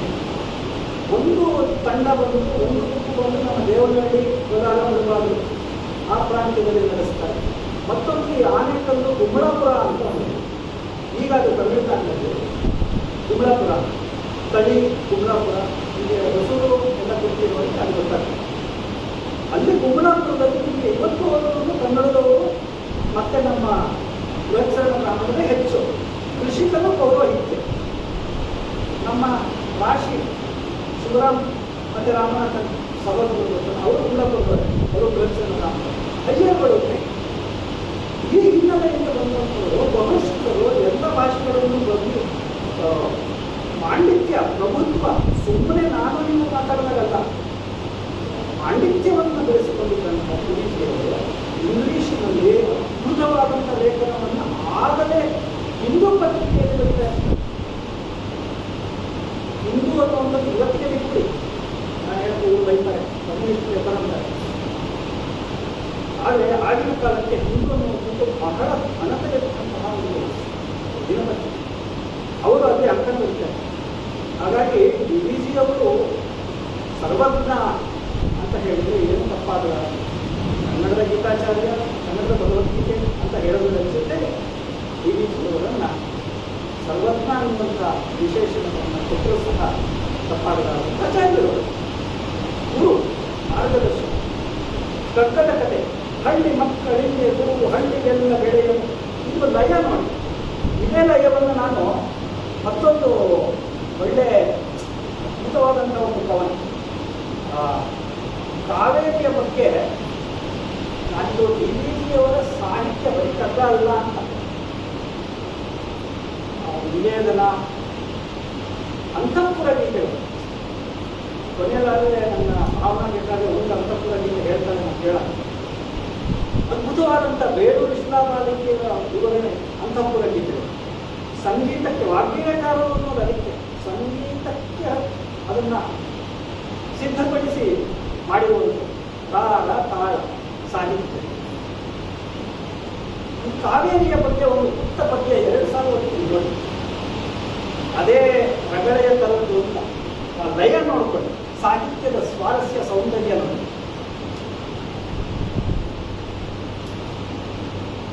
ಇದು ಕಾವೇರಿಯ ನಡೆ, ಕಾವೇರಿಯ ಸಂಚಾರ. ಗಿರಿಯ ಕಲೆಯಲ್ಲಿ ಬನದ ನಡುವೆ ಝರಿಯ ತೆರದಿ ಸುಳಿದು ಬರಟ, ಕಲದ ಶಿಲೆಯ ನಿರಿದು ಕೊರೆದು ಕೆಲದ ನೆಲವ ನರೆದು ಮುರಿದು, ವಿಪುಲ ವಿಮಲ ಜಲದ ವಿಪುಲ ಧಾರೆ ಅಮೃತ ಬಹುಅಗ್ನಿಯಂತೆ ತೋರೆ, ದಣಿವ ಕಳೆಯ ಲಗದ ದಣಿಯ ಕಲೆಯು ವೆಲರ ಬೀರಿ ಮೃದುರ ರವದಿ ಮುಂದೆ ಸಾಗಿ, ದಣಿಯ ಕಳೆಯು ವೆಲರ ಬೀರಿ. ಕಾವೇರಿ ಮುಂದೆ ಹೋಗಿ ನಿಂತಾಗ ದಣಿವೆಲ್ಲ ಹಾರಿ ಹೋಗುತ್ತದೆ. ಯಾಕೆ ಅಂದರೆ ಆ ತಂಪಾದ ಗಾಳಿ, ತಂಪಾದರು. ದಣಿಯ ಕಳೆಯು ವೆಲರ ಬೀರಿ ಮೃದುರವದಿ, ಮೃದುಲ ಮೃದುವಾದ ರವ ಅಂದರೆ ಕಲರವ ಮುಂದೆ ಸಾಗಿ, ಅತ್ತ ಬಿತ್ತ ಸುಳಿದು ಸುತ್ತಿ ಇತ್ತ ಲೆತ್ತ ಮೆಲ್ಲ ಒತ್ತು, ಅಲ್ಲಿ ಏಳು ತಿಂಡಿ ಬಾಗಿ ಅಲ್ಲಿ ಬಳಕು ತಿಂಡಿ ಸಾಗಿ, ನೊರೆಯ ಸೀಸೆಗಳನ್ನು ಸೂಸಿ ತೆರೆಯ ಇದು DVಜಿಯವರ ಸಾಹಿತ್ಯದ ಶಕ್ತಿ. ಈ ಥರದವು ಹಲವಾರು ನೂರಾರು ಸಾವಿರಾರು DVಜಿಯವರ ಜೀವನ ಚರಿತ್ರೆಯ ಬಗ್ಗೆ ನಾವು ಅರಿತುಕೊಳ್ಳಬೇಕು ಅಂತ ನಮಗೆ ಆಸಕ್ತಿ ಇದ್ದರೆ ಇರಬೇಕು. ಕಲಿಯುವ ಪಾಠ ತುಂಬ ಇದೆ. ಎಷ್ಟು ಒಬ್ಬ ಮನುಷ್ಯರಿಗೆ ಒಂದು ಜೀವಮಾನದಲ್ಲಿ ಎಷ್ಟೆಲ್ಲ ಕಷ್ಟಗಳು ಬರಲಿಕ್ಕೆ ಸಾಧ್ಯ, ಆ ಕಷ್ಟಗಳನ್ನು ಸವಾಲುಗಳನ್ನು ಎದುರಿಸಿ ನಿಂತು ಮೀರಿ ನಿಂತು ಹೆಸರನ್ನು ಮಾಡಿದಂಥ ಆ ಕ್ಷೇತ್ರದಲ್ಲಿ ಇಂತಹ ಬೃಹತ್ ಮೇರು ಪರ್ವತವಾಗಿ ನೆಲೆಸಿದಂತಹ ಜನಮಾನಸದಲ್ಲಿ ಸ್ಥಿರವಾಗಿ ಒಂದು ಸ್ಥಾನವನ್ನು ಗಳಿಸಿಕೊಂಡಂತಹ DVಜಿಯವರ ಬಗ್ಗೆ ನಾವು ಅರಿತುಕೊಳ್ಳಬೇಕಾದ್ರೆ ನಾಮಕ ಚಿತ್ರಶಾಲೆ ಅಂತ ಅವರೇ ಬರೆದಿರುವಂತಹ ಹಲವಾರು ವೈದಿಕ ಧರ್ಮ ಸಂಪ್ರದಾಯ, ಮೈಸೂರಿನ ದಿವಾನಗಳು, ಈ ರೀತಿ ಹಲವಾರು DVಜಿ ಕೃತಿ ಶ್ರೇಣಿ ಅಂತಲೇ ಒಂದು 11 ಸಂಪುಟಗಳು ಕನ್ನಡ ಮತ್ತು ಸಂಸ್ಕೃತಿ ಇಲಾಖೆಯವರು ಹೊರತಂದಿದ್ದಾರೆ. ಅವುಗಳನ್ನೆಲ್ಲ ಅಭ್ಯಾಸ ಮಾಡಬಹುದು. ಹಳ್ಳಿ ಮಕ್ಕಳಿಗೆ ಕೂಗು ಹಳ್ಳಿಗೆಲ್ಲ ಗೆಳೆಯನು, ಒಳ್ಳೆ ಹಾರು ಒಳ್ಳೆ ಹಸು ಹಸು ಎನ್ನುವವನು. ಹಳ್ಳಿಗೆಲ್ಲ ಗುರು ಯಾರು ಅಂದರೆ ತಿಮ್ಮಗುರು. ಇದು DVಜಿಯವರ ಕಗ್ಗದ ಕಥೆ. ಇಲ್ಲಿ ಮಂಕುತಿಮ್ಮ ಅನ್ನುವಂಥ ಪದದ ಬಳಕೆ ಇಲ್ಲಿ ಬರುತ್ತದೆ.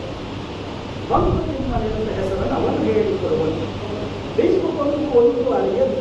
ಇಲ್ಲಿ ನೋಡಿ, ಆ ತಿಮ್ಮಗುರು ಎಂಥವರಪ್ಪ ಅಂತ ಹೇಳಿದ್ರೆ ಮಂಕುತಿಮ್ಮ ಅಂತ ಹೇಳ್ಕೊಳ್ತಾನೆ, ಅವನು ಹೇಳ್ಕೊಳ್ತಾನೆ. ಬೆಂಕು ಕೊಂಕು ಒಂದನ್ನು ಅರಿಯದಿದ್ದ ಸಾಧುವಾದನು. ಈ ರೀತಿ ಇದನ್ನ ರಗಳೆ ಅಂತಾರೆ. ಇದರ ರಗಳೆಯಲ್ಲಿ ಉತ್ಸಾಹ ರಗಳೆ, ಮಂದಾನಿಗಳ ನುಡಿತ ರಗಳೆ ಎಲ್ಲ ಬೇಕಾದಷ್ಟಿದೆ. ಈ ಮೂರು ಪದಗಳಲ್ಲಯ್ಯ ಅದನ್ನು ಉತ್ಸಾಹ ರಗಳೆ ಅಂತಾರೆ. ಇಲ್ಲಿ ಕೊನೆ ಭಾಗ ನೋಡ್ಬಿಡೋಣ. ತಿಮ್ಮಗುರು ಅವನ ಸೋದರ ಅಳಿಯ. ಇಲ್ಲಿ ಸಂಪೂರ್ಣವಾಗಿ DVಜಿಯವರ ಸಂಸಾರದ ಕಥೆಯೇ ಅಂತಲೇ ಹೇಳ್ಬೋದು. ಇದು ಅವರ ಕುಟುಂಬದ ಕಥೆಯೇ ಅಂತ ಹೇಳ್ಬೋದು, ಕಗ್ಗದ ಕಥೆ. ಈ ತಿಮ್ಮಗುರು ಅವನು ಮದುವೆ ಮಾಡಿಕೊಂಡವಲ್ಲ. ಈ ಸೋಮಿ ಅಂದರೆ ಸ್ವಾಮಿ ಅಂತ ಆಗ್ಬೋದು. ಈ ಸೋಮಿಯ ಸೋದರ ಮಾವ, ಸೋಮಿ ಅನ್ನೋ ಹುಡುಗ ಸೋದರ ಮಾವ, ನಾನೇನೋ ಒಂದು ಬರೆದಿಟ್ಟಿದ್ದೀನಪ್ಪ, ಒಂದು ಕಡತವನ್ನ ಹೋಗಿ ಅದನ್ನ ಮಂಡಗೆರೆ ಅಂತ. ಅಲ್ಲಿ ಅವನು ಶಾಲಾ ಮಾಸ್ತರು, ಗೃಹಸ್ಥನಾಗಿರುತ್ತ, ಬ್ರಹ್ಮಚಾರಿಯಾಗಿ ಇರ್ತಾರೆ. ಕೆಲಸಕ್ಕೆ ರಾಜೀನಾಮೆ ಕೊಡ್ತಾರೆ. ವಾನಪ್ರಸ್ಥ ಆಶ್ರಮ ಅಂತ ಸನ್ಯಾಸ ಅಂತ ಅದು ಹೇಳಿ ಹೋಗ್ತಾ, ನಾನು ಕಾಶಿ ಕಡೆ ಹೋಗ್ತಾ ಇದ್ದೀನಿ, ಯಾರು ಹುಡುಕಬೇಡಿ. ಆದರೆ ಸೋಮಿಗೆ ಒಂದು ಬರೆದಿಟ್ಟಿದ್ದೀನಿ ನಾನು, ಆ ಕಡತವನ್ನು ತೆಕ್ಕೊಂಡು ಸೋಮಿನ ಓದ್ಕೊಳ್ಳಿಕ್ಕೆ ಅಲ್ಲಿ ಅವರಿಗೆ ಬೇಕಾದಂಥದ್ದು ಅವರಿಗೆ ಉಪಯೋಗವಾಗುವಂಥದ್ದು ಒಂದಷ್ಟಿದೆ, ನಾನು ಗೀಚಿಟ್ಟಿದ್ದೇನೆ. ಸೋಮಿ ಹೋಗಿ ಆ ಕಡತವನ್ನು ತೆಕ್ಕೊಂಡು ಓದ್ತಾನೆ. ಅದೇನೆ ಈ ಮಂಕುತಿಮ್ಮನ ಕಗ್ಗ ಅನ್ನುವಂಥದ್ದು. ಕಗ್ಗದ ಪ್ರಾರಂಭ ಮತ್ತೆ ನೋಡಿ, DVಜಿಯವರು ಇಂತಹ ದೊಡ್ಡ ಕೃತಿ ಬರೆದಿದ್ದಾರಲ್ಲ,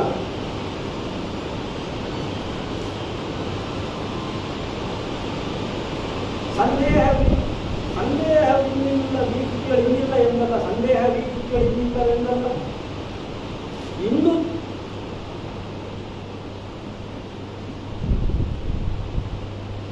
ಸಂದೇಹ ವೀಕ್ಷಿಗಳು ಇನ್ನಿಲ್ಲವೆಂದಲ್ಲ. ಇಂತಹ ಕೃತಿ ಬರೆದಿದ್ದಾರೆ. ಆದರೆ ಅವರು ಹೇಳ್ತಾರೆ, ಆಯ್ತಪ್ಪ, ನಾನು ಬರೆದು ನಿಮ್ಮ ಮುಂದೆ ಇಟ್ಟಿದ್ದೀನಿ, ಈ ಕೃತಿಯನ್ನು ಓದಿ. ಸಂದೇಹಗಳು ಬರೋಲ್ಲ ಅನ್ನುವಂಥದ್ದು ನನಗೇನು ನಂಬಿಕೆ ಇಲ್ಲ. ಸಂದೇಹಗಳು ಉದ್ಭವಿಸುತ್ತವೆ. ಇಂದು ನಂಬಿಹುದೇ ಮುಂದೆಂದೂ ಎಂದಲ್ಲ.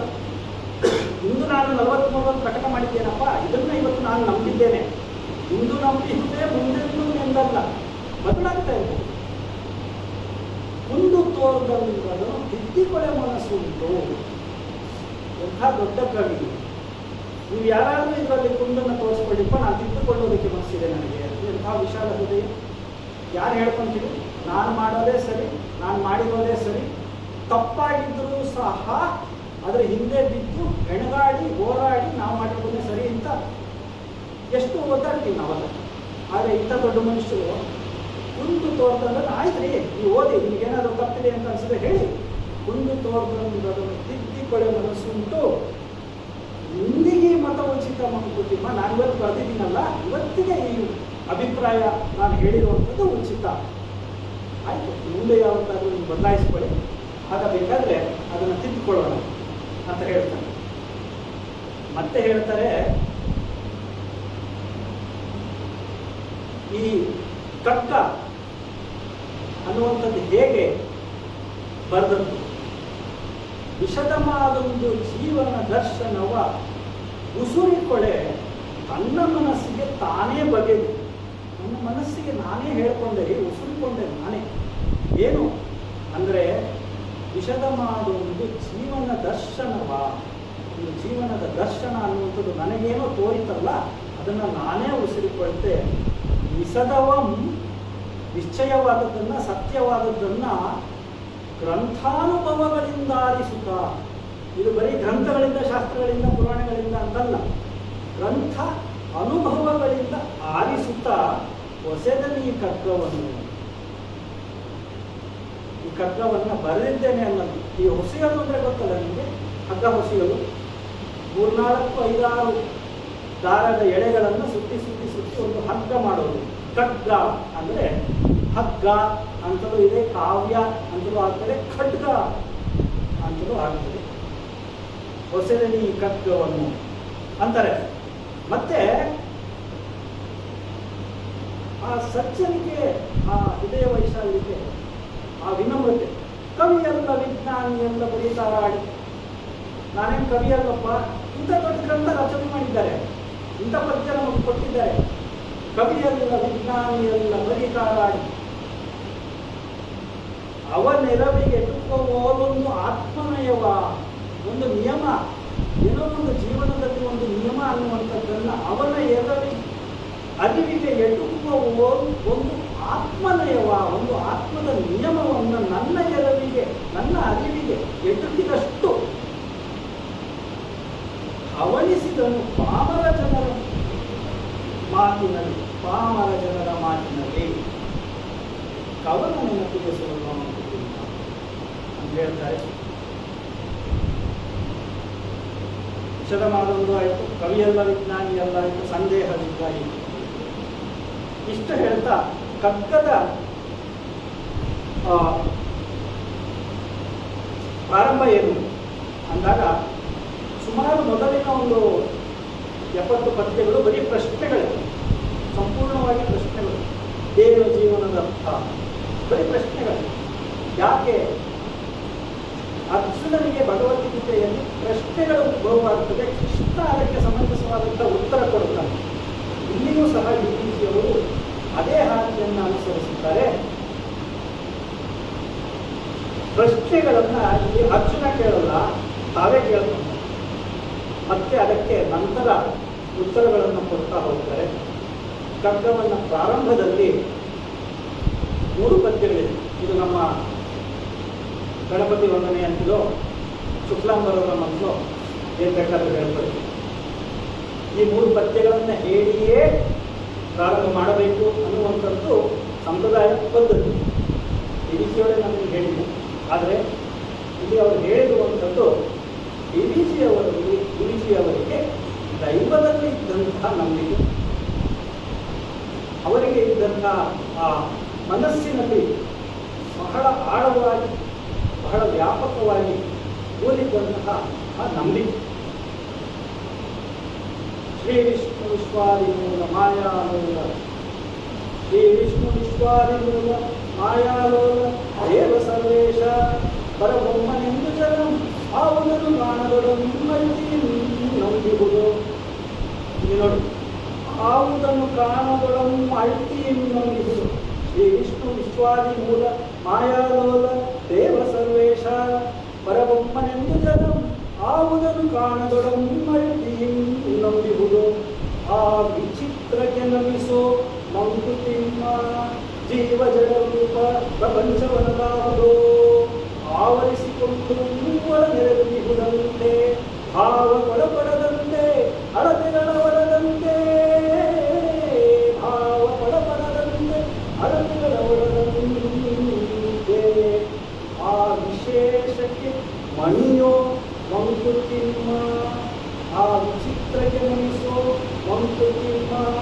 ಆ ವಿಶೇಷಕ್ಕೆ ಮಣ್ಣು ಮಂಕುತಿಮ್ಮ ಇಹುದೋ ಇಲ್ಲವೋ ತಿಳಿಯಬಡದೊಂದು ವಸ್ತು ನಿಜ ಮಹಿಮೆಯಿಂ ಜಗವಾಗಿ ಜೀವವೇಷದಲ್ಲಿ ವಿಹರಿಪುದದು ಒಳ್ಳಿತೆಂಬುದು ವಿಸದ ಮಾದೊಡೆ ವಿಹರಿಪುದದು ಒಳ್ಳಿತೆಂಬುದು ವಿಸದ ಮಾದೊಡೆ ಆ ಗಹನ ತತ್ವಕ್ಕೆ ಶರಣು ಮಂಕುತಿಮ್ಮ.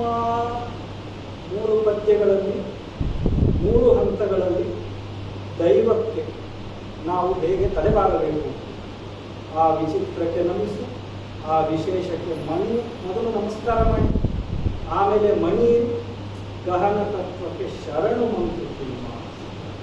ಶ್ರೀ ವಿಷ್ಣು ವಿಶ್ವಾದಿಮೂಲ ಮಾಯಾಲೋಲ ದೇವ ಸರ್ವೇಶ ಪರಬ್ರಹ್ಮವೆಂದು ಜನ ಮಾವುದನು ಕಾಣದೊಡಂ ಅಳ್ತೀರು ನಂಬಿಹುದೋ. ನನ್ನ ಎದುರುಗೆ ಕೂತಿದ್ದೀರಾ, ನಾನು ಕಾಣ್ತಾ ಇದ್ದೀನಿ, ಆದರೂ ನನಗೆ ನಂಬಿಕೆ ಬರೋಲ್ಲ.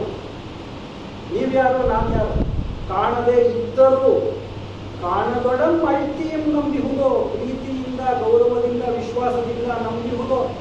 ಹೇಗೆ? ಇದು ಮನುಷ್ಯರಲ್ಲಿ ಮಾತ್ರ ಸಾಧ್ಯ, ಪ್ರಾಣಿಗಳಲ್ಲಿ ಸಾಧ್ಯವಿಲ್ಲ. ಹಾಗಾಗಿಯೇ ನಾವು ಮನುಷ್ಯರು ಉತ್ತಮ ಜೀವಿಗಳು ಅಂತ ನಾವು ಅಂದ್ಕೊಳ್ಳೋದು.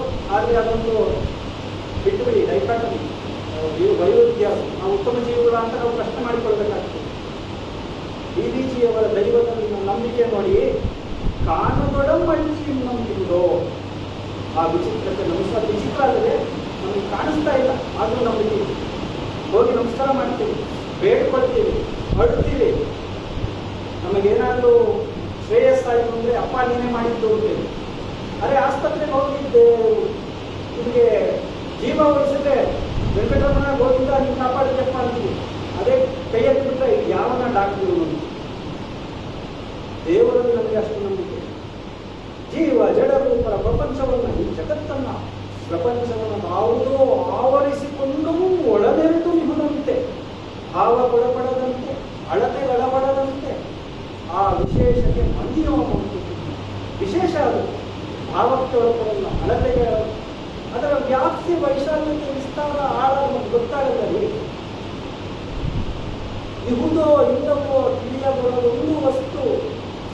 ನಮಗೆ ಯಾರಿಗೂ ಅದು ಇದೆಯೋ ಇಲ್ವೋ ಅಂತಲೇ ಗೊತ್ತಿಲ್ಲ ಸ್ವಾಮಿ. ನಾನು ಇದೀನಿ ಇದ್ರೆ ಇಲ್ಲ ಅಂತಾರೆ. ಇಹುದೋ ಇಲ್ಲವೋ ತಿಳಿಯಬರೋದೊಂದು ವಸ್ತು ನಿಜ ಮಹಿಮೆಯೇ ಜಡವಾಗಿ ಜೀವವೇಷತೆ. ಅದು ಜಡವಾಗಿಯೂ ಇರ್ತದೆ, ಜೀವವಾಗಿಯೂ ಇರ್ತದೆ. ವಿಹರಿಸುವುದು ಒಳ್ಳಿತೆಂಬುದು ನಿಸದ ಮಾದೊಡೆ. ಅದು ವಿಹರಿಸುತ್ತೆ, ಸಂತೋಷ ಪಡುತ್ತೆ. ಒಳ್ಳೆಯದು ಅನ್ನುವಂಥದ್ದು ನಿಶ್ಚಿತವಾದಾಗ, ಸತ್ಯವಾದಾಗ ಅದು ಗಹನ ತತ್ವ. ಅದಕ್ಕೆ ಶರಣುವುದು ಅನ್ನುವಂಥ 3 ಪದ್ಯಗಳು. ನನ್ನ ಸಮಯ ಮೀರಿತು, ಹಾಗಾಗಿ ಕೊನೆ ಪದ್ಯಕ್ಕೆ ಒಂದು ಪದ್ಯ ಹೇಳಿಬಿಟ್ಟು ಕೊನೆ ಪದ್ಯಕ್ಕೆ ಹೋಗೋಣ. ಸಂಪೂರ್ಣವಾಗಿ ನೀವು ಕಗ್ಗದಲ್ಲಿ ಒಂದು ಅಂಶವನ್ನು ಯಾವುದಾದ್ರೂ ಒಂದು ಎತ್ತಿ ಹಿಡಿದು ತೋರಿಸಿ. 1945ರಲ್ಲಿ ಕಗ್ಗದ ತಿರುಳು, ಕಗ್ಗದ ಸಾರ ಅನ್ನುವಂಥದ್ದು ಏನು ಅಂತ ಕೇಳಿದರೆ, ಗೌರವಿಸು ಜೀವನ, ಗೌರವಿಸು ಚೇತನ, ಯಾವುದೋ ಯಾರದೋ ಜಗವೆಂದು ಭೇದವೆನಿಸಲಿ, ಬರುವುದೇ ಜೀವನ ಸಮೃದ್ಧಿಗೋಸ್ಕರ ನಿನಗೆ ದಾರಿಯಾತ್ಮೋನ್ನತಿಗೆ ಮಂಕುತಿಮ್ಮ ಅಂತ ಹೇಳ್ತಾರೆ. ಇದೊಂದು ಬಹಳ ಒಳ್ಳೆ ಪದ್ಯ. ಗೌರವಿಸು ಜೀವನವ, ಗೌರವಿಸು ಚೇತನ. ನಾವು ಇದನ್ನು ಅಭ್ಯಾಸ ಮಾಡಿ ಅನುಷ್ಠಾನ ಮಾಡಿಕೊಂಡು ಬಿಟ್ಟರೆ ನಮ್ಮ ಸಮಾಜದಲ್ಲಿ ಈ ಆಂದೋಲನ ಕಂದೋಲನಗಳೆಲ್ಲ ನಿರ್ನಾಮವಾಗಿ ಹೋಗುತ್ತೆ. ಗೌರವಿಸು ಜೀವನವ, ನನ್ನ ಜೀವನವನ್ನು ಅಷ್ಟೇ ಅಲ್ಲ, ನಿಮ್ಮ ಜೀವನವನ್ನು ಸಹ ಗೌರವಿಸು ಜೀವನವ. ನಿಮ್ಮ ಅಷ್ಟೇ ಅಲ್ಲ, ಜೀವರಾಶಿಗಳ ಎಲ್ಲ ಜೀವಗಳನ್ನು ನಾವು ಗೌರವಿಸಬೇಕು. ಗೌರವಿಸು ಜೀವನವ, ಗೌರವಿಸು ಚೇತನವ. ಆರದ ಜಗವೆಂದು ಭೇದವೆನಿಸದಿದು. ನನ್ನ ಮನೆ ಇಷ್ಟು ಮಾತ್ರ ನಾನು ಉಳಿಸ್ಕೊಂತೀನಿ, ಅದಕ್ಕೆ ಸಹ ಅದು ಪರವಾಗಿಲ್ಲ, ನನ್ನದಲ್ಲ. ಆರದ ಜಗವೆಂದು ಭೇದವೆನಿಸದಿದು. ಬರುವುದೇ ಜೀವನ ಸಮೃದ್ಧಿಗೋಸ್ಕರ. ನಿಮಗೆ ಜೀವನವನ್ನು ಸಮೃದ್ಧಿಗೊಳಿಸುವುದಕ್ಕಾಗಿಯೇ ನೀವು ಜವಾಬ್ದಾರಿ ಹೊರಬೇಕಾದವನು. ಅದನ್ನು ಮಾಡುವ ಜವಾಬ್ದಾರಿಯನ್ನು ಮಾಡುವಾಗ ಈ ಜೀವನಕ್ಕೆ ನಿನ್ನನ್ನು ತೆತ್ತುಕೋ. ಅದು ನಿನ್ನ ದಾರಿಯ ಆತ್ಮೋನ್ನತಿಗೆ ಮಂಕುತಿಮ್ಮ ಅಂತ ಹೇಳ್ತಾರೆ. ಕೊನೆ ಪದ್ಯ ಹೇಳ್ತೇನೆ. 945 ಮಳೆ ಬರ್ತಾ ಇದೆ, ಯಾರು ಈಚೆ ಹೋಗೋಕ್ಕಾಗಲ್ಲ ಅಂತಾರೆ. 1 ಗಂಟೆ ನಾನು ತೊಳೆದಿದ್ದೀನಿ. ಇಷ್ಟಲ್ಲ. ಹೌದು, ನಾನು ಮೊದಲೇ ಹೇಳಿದ್ದೇನೆ, ಇದು ಮಾತುಕತೆ ಇಲ್ಲ, ಇದು ಒಂದೇ ಆಗೋಗಿದೆ. It has to become a two way. ಇಲ್ಲಿ ಸಂವಾದ ಅಂತಲೇ ಆಗಬೇಕು ಆಯ್ತಾ. ಇಷ್ಟೊತ್ತು ನಾನೇನೋ ಕಗ್ಗದ ಬಗ್ಗೆ ಒಂದಷ್ಟು ಹೇಳಿದ್ದೇನೆ. ನಿಮಗೆ ಕಗ್ಗದ ಬಗ್ಗೆ ನಿಮ್ಮ ಅಭಿಪ್ರಾಯ ಏನು, ನಿಮ್ಮ ಅನಿಸಿಕೆ ಏನು? ನಾನು ಹೇಳಿರೋದ್ರಲ್ಲಿ ಏನಾದರೂ ತಪ್ಪಿದೆಯಾ? ತಪ್ಪಿದ್ರೆ ಅದರ ಸಂಪೂರ್ಣವಾದಂತಹ ಜವಾಬ್ದಾರಿ ನನ್ನದು. ಸರಿ ಅಂತ ನಿಮಗೆ ಅನಿಸಿದ್ರೆ ಡಾಕ್ಟರ್ ಡಿ.ವಿ. ಜಿ ಅವರಿಗೆ ಎಲ್ಲರೂ ಸೇರಿ ಒಂದು ಕೈ ಮುಗಿಯೋಣ. ಶರಣು ಹೋಗುವ ಜೀವನದಲ್ಲಿ, ಇದು 945ನೇ ಪದ್ಯ. ಶರಣು ಹೋಗುವ ಜೀವನ ರಹಸ್ಯದಲ್ಲಿ ಸತ್ವದಲ್ಲಿ, ಶರಣು ಜೀವನವ ಸುಮವೆನಿಪ ಯತ್ನದಲ್ಲಿ. ಪದಗಳ ಜೋಡಣೆ ನೋಡ್ರಿ, ಇಲ್ಲಿ ಸಾಹಿತ್ಯದ ಸುಮ, ಕುಸುಮ, ಪುಷ್ಪ, ಹೂವ. ನಾವೆಲ್ಲರೂ ಏನಕ್ಕೆ ಪ್ರಯತ್ನ ಪಡ್ತೀವಿ? ಜೀವನವನ್ನ ಹಸನಾಗಿರಿಸು ಅಂತ ಹೇಳ್ತೀವಲ್ಲ, ಸುಮವಾಗಿಸುವಂತಹ ಯತ್ನ. ಶರಣು ಜೀವನವ ಸುಮವೆನಿಪ ಯತ್ನದಲ್ಲಿ, ಶರಣವಂತರಾತ್ಮ ಗಂಭೀರ ಪ್ರಶಾಂತಿಯಲ್ಲಿ, ಶರಣು ವಿಶ್ವಾತ್ಮನಲ್ಲಿ ನೋಡ್ಕೊಳ್ತೀನಿ. ಶರಣು ವಿಶ್ವಾತ್ಮನಲ್ಲಿ. ನಾವು ಇವತ್ತೇನು ವಿಶ್ವಮಾನವ, ಗ್ಲೋಬಲೈಸೇಷನ್ ಅಂತೆಲ್ಲ ನಾವೇನು ಮಾತಾಡ್ತೀವಿ, 1925ರಿಂದ ಗಾಂಧೀಜಿಯವರು ವಿಶ್ವಾತ್ಮ ಅನ್ನುವಂತಹ ಒಂದು ತತ್ವವನ್ನು ಪ್ರತಿಪಾದಿಸ್ತಾ ಬಂದಿದ್ದಾರೆ. ಕಗ್ಗವನ್ನ ಹೇಳ್ತಾ ಕೂತರೆ ಮಕ್ಕಳ ಆಟಿಕೆಯ ಅಂಗಡಿಯಲ್ಲಿ ಒಂದು ಮಗು ಕರ್ಕೊಂಡು ಹೋಗಿ ಇಟ್ಕೊಂಡು, ಇದಾರಿಸ್ಕೊಳ್ಳ ಅದಾರಿಸ್ಕೊಳ್ಳ, ಹೆಂಗಸನ್ನ ಕರ್ಕೊಂಡು ಹೋಗಿ ಸೀರೆ ಅಂಗಡಿಯಲ್ಲಿ ಇಟ್ಕೊಂಡು ಯಾವ್ದು ಆಯ್ಕೊಂತೀರಾ? ಎಲ್ಲವೂ ಬೇಕು, ಎಲ್ಲವೂ ಚಂದ, ಯಾವ್ದನ್ನು ಬಿಡ್ತೀರಾ? ಹಾಗಾಗೋಗುತ್ತೆ. ಹಾಗಾಗಿಯೇ ಇದು 1 ಗಂಟೆ ಸಾಲಲ್ಲ. ಹಾಗಾಗಿಯೇ ಗಣೇಶನ 42 ದಿವಸ ಯೂಟ್ಯೂಬಲ್ಲಿ ಮಾತಾಡಿದರೆ 1.5 ಗಂಟೆ ಕಾಲ ಜನ ಕಾದು 6 ಗಂಟೆಗೆ ಲಾಗಿನ್ ಕೂತು ಕೇಳಿದ್ದಾರೆ. ಕಗ್ಗಕ್ಕೆ ಆ ಶಕ್ತಿ ಇದೆ. ಸೆರೆ ಹಿಡಿಯುತ್ತೆ, ಮಂಥನ ಮಾಡಿಸುತ್ತೆ, ಮನನ ಮಾಡಿಸುತ್ತೆ. ಮತ್ತೊಂದು ನನಗೆ ಹೇಳಬೇಕು ಅನ್ನೋದು ಬೇಕಾದಷ್ಟು ನಾಟಕವನ್ನು ನೋಡು, ಈ ಜೀವನವನ್ನು ಒಂದು ನಾಟಕ ಅಂತ. ನಾಟಕವನ್ನು ನೋಡು, ಬ್ರಹ್ಮಾಂಡವೆಂಬ ಸ್ಥಳ, ಕೋಟಿ ನಟರಾಂತಿಯರು, ಚಿತ್ರಪಾತ್ರಗಳು, ಆಟಕ್ಕೆ ಕಥೆ ಇದೆ, ಮೊದಲಿಂದ ಕಡೆ ಇದೆ. ನೋಟಕರು ಮಾಟಕರೇ ಮಂಕುತಿಮ್ಮ. ನೀವು ನೋಡ್ತಾ ಇದ್ದೀರಾ, ನಾಳೆ ನೀವು ಇದು ಬಂದು ಕೂತ್ಕೊಂಡು ಕಗ್ಗದ ಪ್ರದರ್ಶನ ಮಾಡಬಹುದು. ನಾನು ಅದಕ್ಕೂ ಕೇಳಬಹುದು. ನೋಟಕರು ಮಾಟಕರೇ ಮಂಕುತಿಮ್ಮ. ಸೂತ್ರಧಾರ ನಿರ್ದೇಶಕ ಅನ್ನುವಂಥದ್ದು ಒಬ್ಬ ಬೇರೆ. ಬಿದಿಯದರ ಸಾಹೇಬ. 2 ಕೋಣೆಗಳ ಜೀವನವನ್ನು ನಾವು ಹೇಗೆ ಅನುಭವಿಸಬೇಕು? 2 ಕೋಣೆಗಳ ಮಾಡಿ ನೀ ಮನದಾಳದೆ, ಮನಸ್ಸಿನಲ್ಲಿ 2 ಕೋಣೆಗಳನ್ನು ಮಾಡಿ. ಹೊರ ಕೋಣೆಯಲ್ಲಿ ಲೋಕದಾಟಗಳ ನಾಡು. ಈ ಲೋಕದ ಆಟಗಳು ಅಂತ ನಾವು ಈ ನಾಟಕವನ್ನು ನೋಡಿ ಬ್ರಹ್ಮಾಂಡ.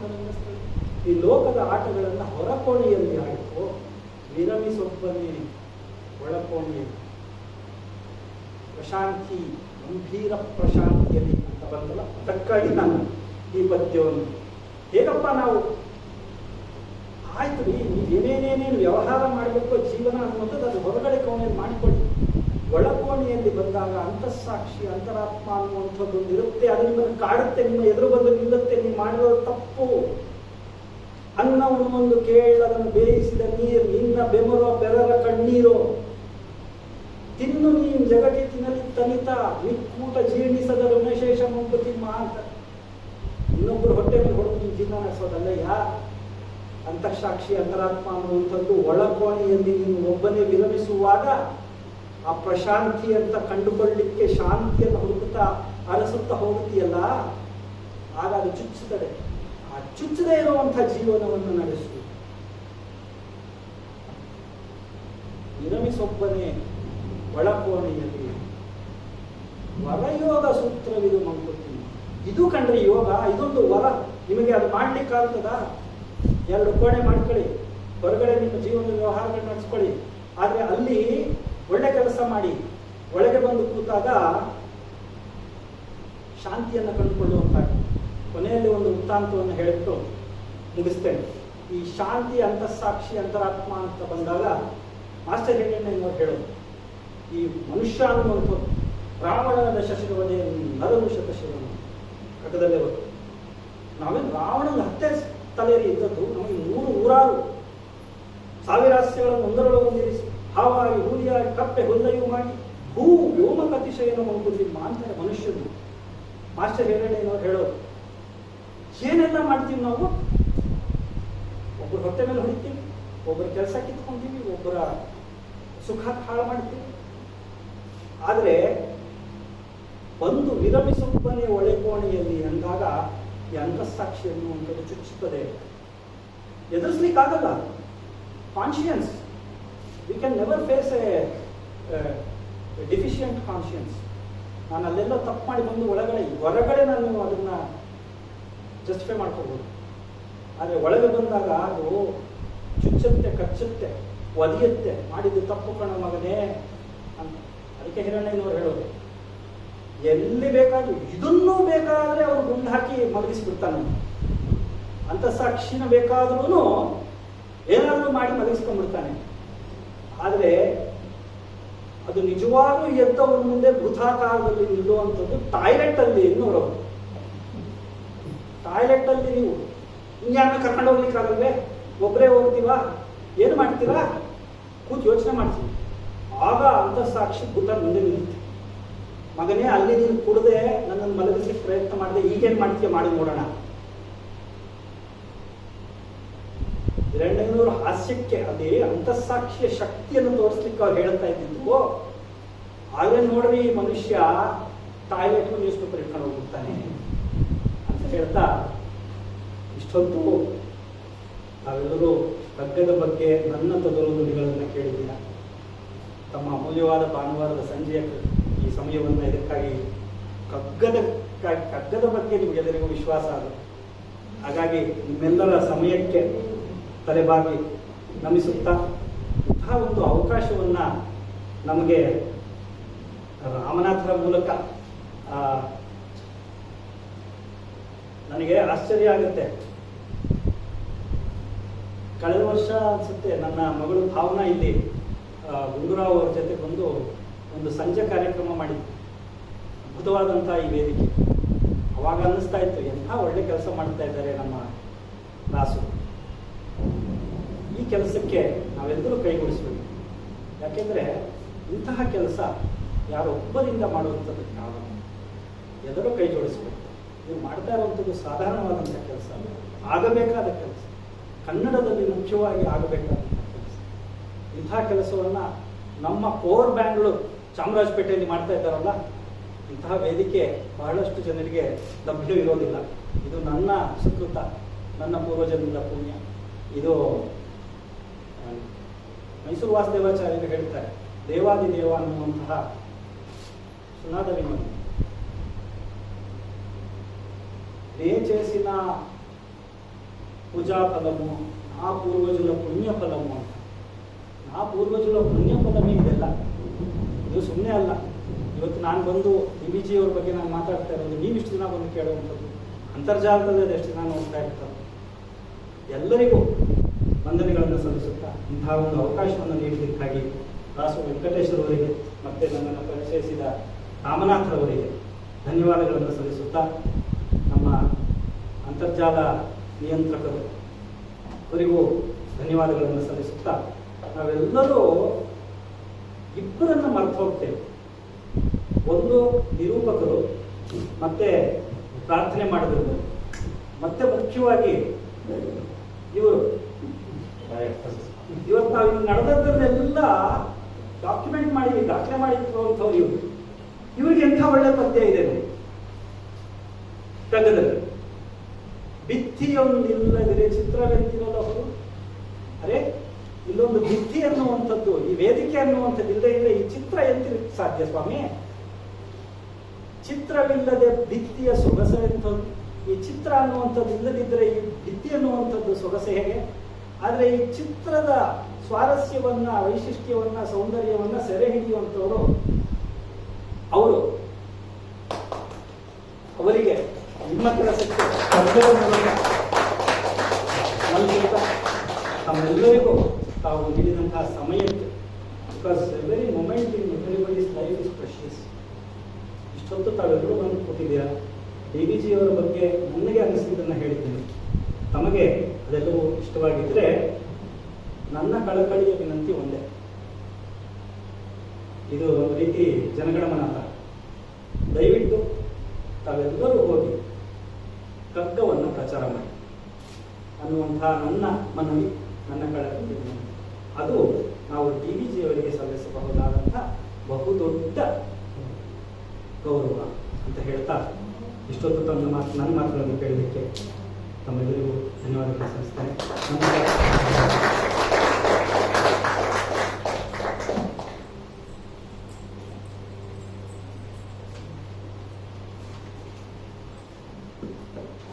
ಇಷ್ಟೊತ್ತು ತುಂಬಾ ಪ್ರೀತಿಯಿಂದ ನಮ್ಮೆಲ್ಲರಿಗೂ ಕಗ್ಗದ ರಸಧಾರೆಯನ್ನು ಉಣಬಡಿಸಿದಂತಹ ಭಾನು ಸರ್ ಅವರು ಕಗ್ಗಂಟಲ್ಲ ಬದುಕಿಗೆ ಒಲವಿನ ಸಾಹಿತ್ಯದ ನಂಟು, ಕಗ್ಗದ ಕುರಿತಾಗಿ ಬರೆದವರು ಹಲವರುಂಟು, ಮತ್ತೆ ಮತ್ತೆ ಓದಿದಷ್ಟು ಕಗ್ಗ ಬೆಲ್ಲದಂಟು ಅಂತ ತುಂಬಾ ಪ್ರೀತಿಯಿಂದ ಹೇಳಿದ್ದಾರೆ. ಅವರಿಗೆ ಈಗ ಮಾತಿನ ಮನೆಯ ಪರವಾಗಿ ವೇದಿಕೆಯ ಗಣ್ಯರಿಂದ ಗೌರವ ಸಮರ್ಪಣೆ.